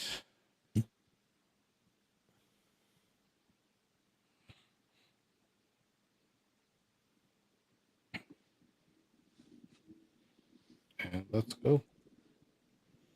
There it is. Let me shuffle it a bunch of times. 1, 2, 3, 4, 5.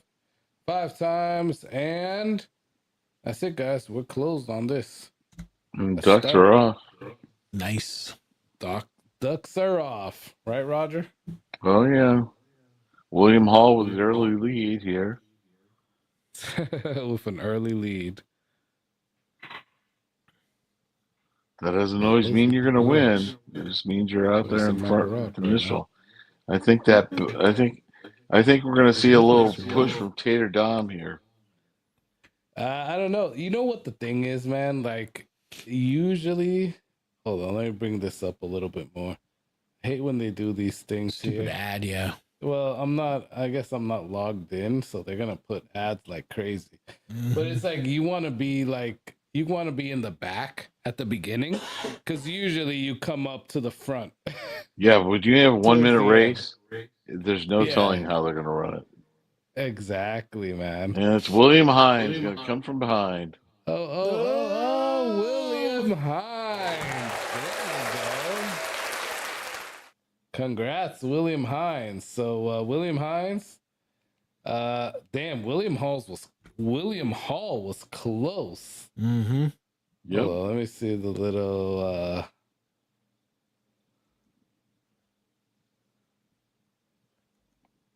Yeah. Oh, wow. No, William Hines was William first and Hines, and then second. Senor Dunny. Oh, well, I thought William Hall was close, photo finish. right? Damn, congrats, William Hines. Yeah, that's pretty cool, dude. sflwhiskeycorner@gmail.com, or reach out to me on Instagram, whiskeycornerfl. So I'll put that all in the chat. If you're still here, William Hines, let me know. Keith says it's rigged. Of course it is, Keith. Of course it course. is. Of course. Oh, Roger, yeah. we want to have one last pour with you, man. Yeah. What What do you guys want to drink? wanna I mean, I might have a few bottles here. You might have a couple. What do you want to do, man? Well, you guys got peated out big time. Yeah, but we're good. I think Yeah, we're good. Yeah. Well, I mean, throwing down with the option, do you have any let me see.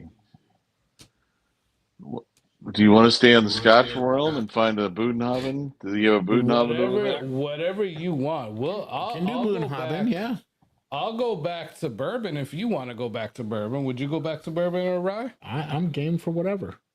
We're good. So you let us know, Roger. What Any do you feel larcenies like over there? I'm sorry? AKA Old Fitzgerald barrel strength? He does have larceny. Yeah, larceny, yeah. Larceny time. Okay. Somebody stole the keys to the Rick House. We're going to be That taking is some you, bottles. There's two up there.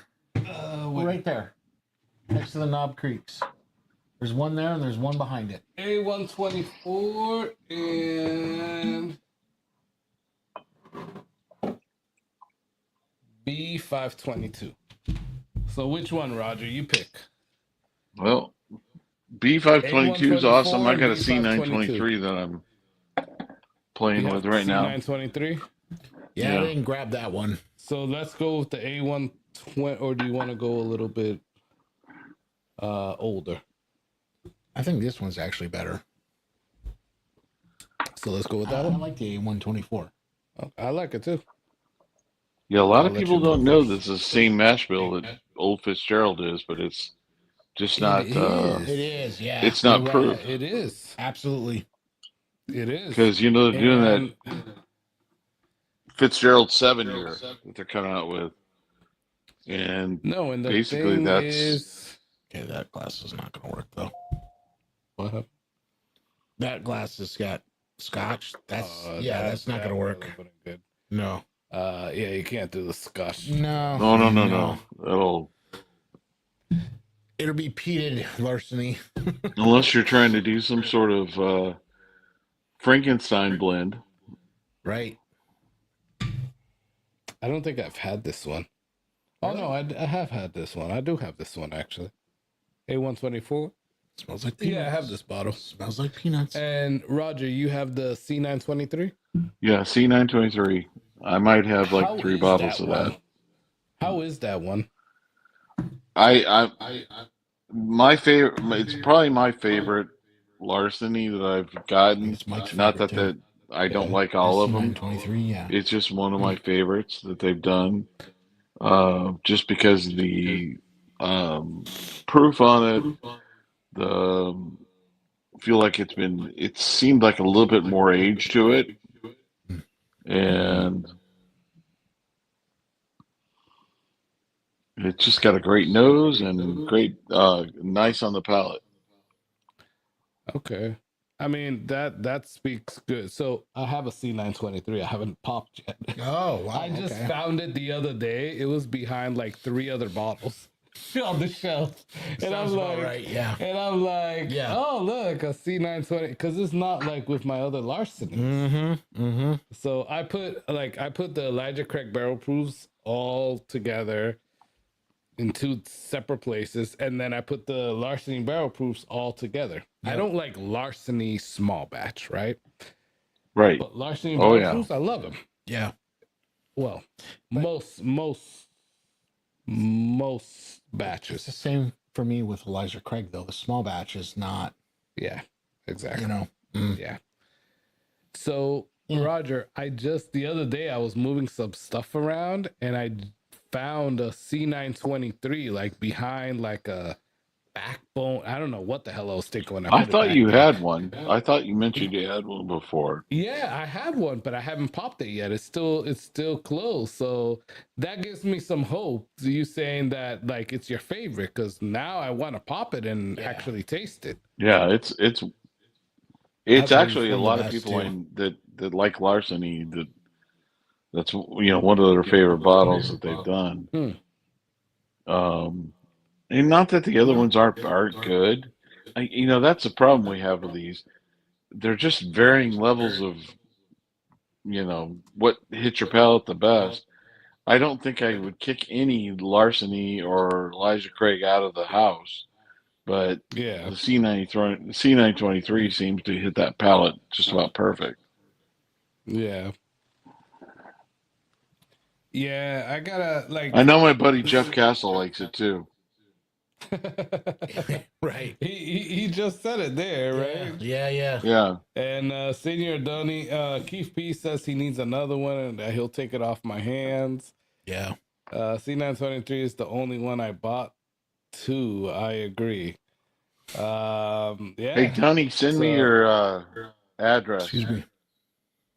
I got I've some heard that samples also. for you. That C923 kind of seemed to be yeah. the sweet one. Not for to jump on larceny. not to jump on your live stream. I'm sorry, but Hey, no worries, man. Who do you want to send your Donnie, address he to? knows me. We've done it. We did a Donnie? barrel pick together a few Okay. years ago and had a So really Donnie, good time. get your address over to Roger Yep. so that he can hook you up. Yep. But I'm gonna have to pop that C923 then. You are. oh Yeah. yeah, I'm telling you, it's a good good one. bottle. That was Yeah. one of Yeah. those you just picked out. And the B522 that I think you have one. Is that the other bottle you have? Yeah, I have a B5. Oh, he had a B522. Yep. Yeah, that's one Yeah. that was available like mad for some reason in North Carolina, but it was really good. Ah, okay. So That are you became a joke usually like with our friends that lived in North Carolina because they had like cases of it sitting there, and nobody wow. else had any. Mm. So are you usually like a larceny barrel proof fan, Roger? Yeah, I Like, like Larceny, the Elijah Craig, all those type things. Yeah. I like okay. having those in the Yep. the mix. Okay. That and any of the Craig. Russell's picks that you find. We've talked about that. Yeah. Yes. Yep. And Elijah Craig, for me, the barrel proofs have always struck me as being like sort of a quintessential, like pure bourbon. No finish, no weird, Yeah. So I will say, like, I really like C924 of Larceny. Mm-hmm. Larceny C924. I don't know if you've had it, Roger. I got it. The new bottle shape, the new bottle design. Yeah. So I guess I really like that one because I put it in a blind against the Elijah Craig Barrel Proof C924. Yeah. And it won. And every time I put up Larceny against Elijah Craig, I'm just an Elijah Craig guy. Like, that's the one that I always go for. Yeah. And this time when I did that, I went for the Larceny C924. Wow. Yeah. All right. Now again, I haven't tasted the C923. And I haven't. Last year, I only bought A124 and C924. Okay. And by B524. But I really like the A124. And I really, really like C924. So I actually put it up against A124 and Elijah Craig C924. And Larceny Barrel Proof beat both of them. Larceny Barrel Proof C924 beat both of them out. So I don't know. Yeah, I apparently I like that one. It's all right. hey, that's all that matters. Yeah. Exactly. If you ever get a chance to go to, and we need to do this. I need to plan this with you guys. Go to Bardstown and do the Heaven Hill Bottle Your Own tour. Yeah. They do Yeah. a bottle your own of like Larceny or Elijah Craig or Bernheim, and then they have a select stock that they do. It's tough to Mm. choose which one you want to do, but Well, Roger, I just got a coupon with this Evan. Oh no, that was the Evan Williams experience. Okay, sorry, not the Elijah, not that one that you're talking about.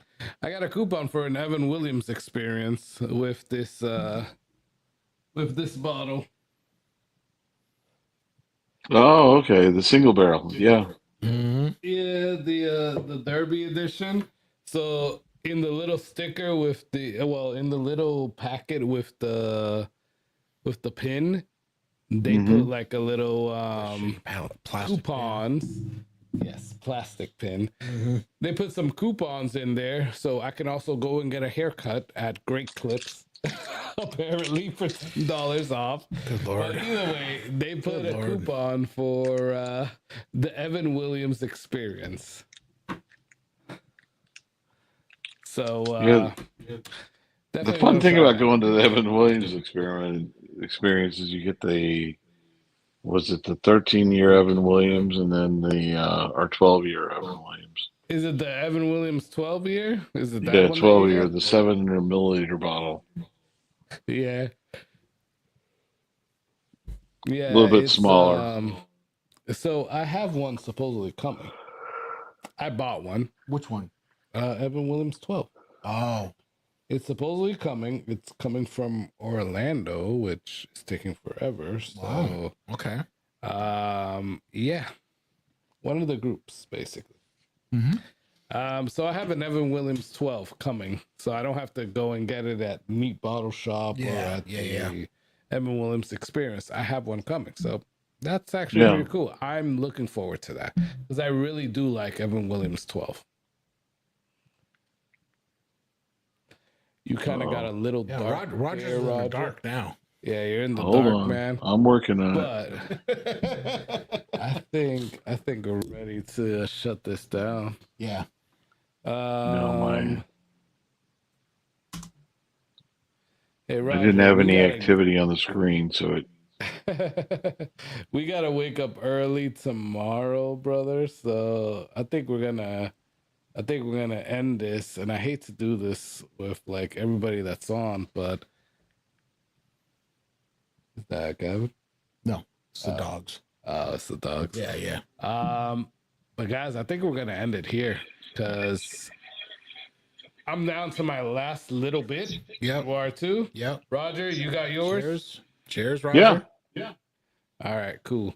So Cheers, let's do guys. One last cheers. One last little pour, guys.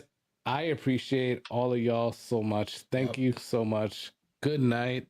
Thank you for being here, hanging out with us, and just everyone. being Seriously. so freaking cool. We appreciate y'all, and be on the lookout. I believe tentatively, I never know how to say that word. Tentatively, You got it. it's gonna be May 15 with Karthik from Rye 3. Or the 14th, but yes, right in that. Yeah. Tentatively, it's gonna be May 15 with Karthik from Rye 3. So be on the lookout for that. But yeah, it's gonna be a good time, and I appreciate each and every one of you being here. Cheers, Roger. Cheers everyone. Cheers, guys. Let's drink this. And Roger, I need to try that C923. So when I get home, I'm not gonna have it tonight, but when I get home, I'm gonna pull it out so I can have it tomorrow. There you go. I'm gonna put it on my shelf so I can have it tomorrow. I'm gonna put it on my desk and remind myself that that's what I need to taste tomorrow and pop. Well, I'll be driving, so just give me a holler and let me know how it was. All right, perfect. Where are you driving to? Tupelo, Mississippi. Oh, nice, man. So quick story. I actually had a customer from one of my last companies in Tupelo. It was North Mississippi Healthcare. Yep. Or more Know them. North Yep. Mississippi Health Services or something like that. Yeah, North Mississippi and they Health were in Services. Tupelo. Yeah. And they were in Tupelo. So that's going to be a fun drive. Are you just driving over from Arkansas or are you like staying in Memphis? Because that's what I did. I stayed in Memphis and just drove over Oh yeah. like an hour and a half or something like that. Yeah. We're gonna stay. We'll be staying in Arkansas. We'll be staying there. More to come on that. I'll explain all that to you. But okay, cool. Somebody might be working in a Crew, Mississippi soon. So, which is just to the south and east. Right. The world nice headquarters for a big company down there. So nice, man. That's awesome, dude. Well, yeah, keep us posted on that, man. I'll let you know. It's not me. It's my lovely bride. But there you go. Well, that's awesome either way, dude. Yeah, that's great, dude. Oh yeah, yeah. It'll be fun. It'll be a interesting challenge, but it'll be good. I know you were also thinking about Florida as well. So is that like that's moving still to on the Mississippi boards as well? eventually? But is that moving to Mississippi as well, or still staying in Arkansas? I'm staying in Arkansas and having a spot in Mississippi as well. Okay. Because it'll be it's travel and everything else. Yeah, that makes it better, right? Yeah, it'll be fine. It'll be a good time. Nice. Okay, perfect. Nice. Dude. That's awesome. But yeah, guys, Roger, it was awesome having you on. Always a great time good talking to see you, Roger. I subscribe good to talk to you the guys. Bourbon Legends. The bourbonlegends.com. And I want to be on that. I want to be on anything like any Discord or live stream that you guys are on. So I'll reach out to you and to Keith to see how I can get on that. We'll get you set up on there and we'll get you added onto the page. Link on the webpage. So okay. I also signed up. I also filled out some questions on Facebook. So just Facebook, so you know. yep, that's perfect. We'll get you accepted on there and get that going. Cool, man. Awesome. So thanks, Roger. Thank you, everybody that's still on. We appreciate all of you. Yes, and we're going to end it here. Peace. Peace. Have a good one, guys. And cheers and good night. Peace. Oh, damn. It's like 3.